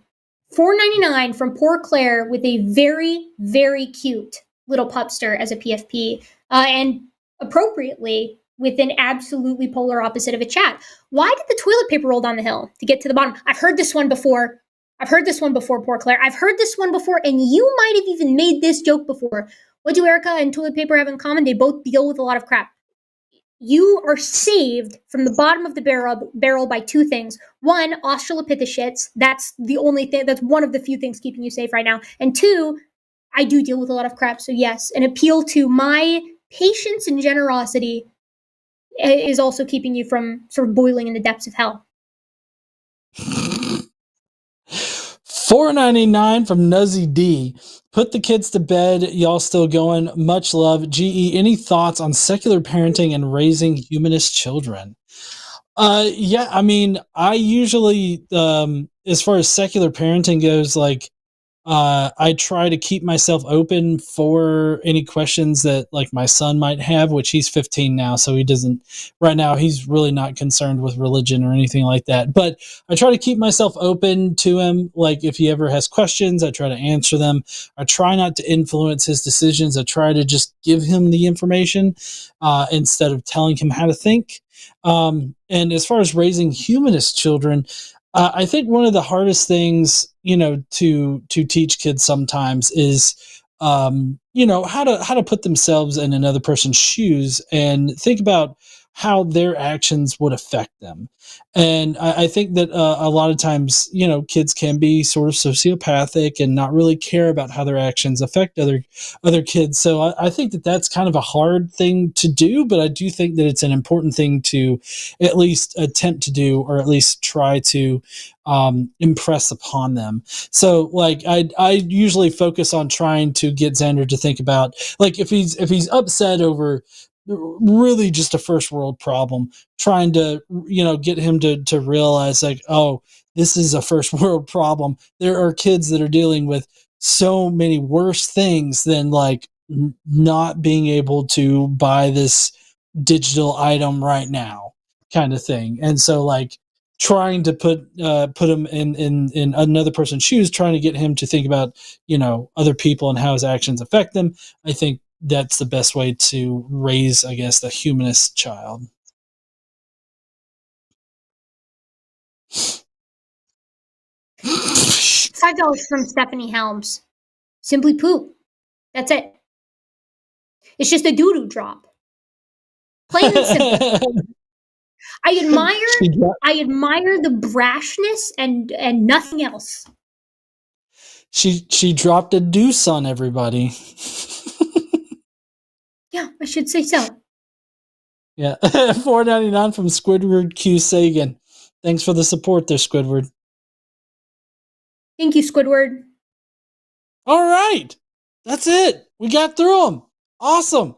Well, Erika, it was great hanging out with you tonight. I know that we ran pretty late. I appreciate you staying here with me this entire time and everything. No offense, but this is amateur hour. Come on.